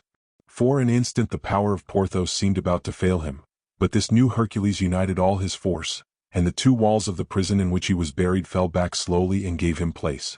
For an instant he appeared, in this frame of granite, like the angel of chaos, but in pushing back the lateral rocks, he lost his point of support, for the monolith which weighed upon his shoulders, and the boulder, pressing upon him with all its weight, brought the giant down upon his knees. The lateral rocks, for an instant pushed back, drew together again, and added their weight to the ponderous mass which would have been sufficient to crush 10 men. The hero fell without a groan. He fell while answering Aramis with words of encouragement and hope, for, thanks to the powerful arch of his hands, for an instant he believed that, like Enceladus, he would succeed in shaking off the triple load. But by degrees Aramis beheld the block sink. The hands, strung for an instant, the arms stiffened for a last effort, gave way, the extended shoulders sank, wounded and torn, and the rocks continued to gradually collapse. Porthos, Porthos, cried Aramis, tearing his hair. Porthos, where are you? Speak. Here, here, murmured Porthos with a voice growing evidently weaker. Patience, patience. Scarcely had he pronounced these words, when the impulse of the fall augmented the weight. The enormous rock sank down, pressed by those others which sank in from the sides, and, as it were, swallowed up Porthos in a sepulchre of badly jointed stones. On hearing the dying voice of his friend, Aramis had sprung to land. 2 of the Bretons followed him, with each a lever in his hand, one being sufficient to take care of the bark. The dying rattle of the valiant gladiator guided them amidst the ruins. Aramis, animated, active and young as at 20, sprang towards the triple mass, and with his hands, delicate as those of a woman, raised by a miracle of strength the cornerstone of this great granite grave. Then he caught a glimpse, through the darkness of that charnel house, of the still brilliant eye of his friend, to whom the momentary lifting of the mass restored a momentary respiration. The 2 men came rushing up, grasped their iron levers, united their triple strength, not merely to raise it but sustain it. All was useless. They gave way with cries of grief, and the rough voice of Porthos, seeing them exhaust themselves in a useless struggle, murmured in an almost cheerful tone those supreme words which came to his lips with the last respiration, "Too heavy." After which his eyes darkened and closed, his face grew ashy pale, the hands whitened, and the colossus sank quite down, breathing his last sigh. With him sank the rock, which even in his dying agony he had still held up. The 3 men dropped the levers, which rolled upon the tumulary stone. Then, breathless, pale, his brow covered with sweat, Aramis listened, his breast oppressed, his heart ready to break. Nothing more. The giant slept the eternal sleep, in the sepulchre which God had built about him to his measure.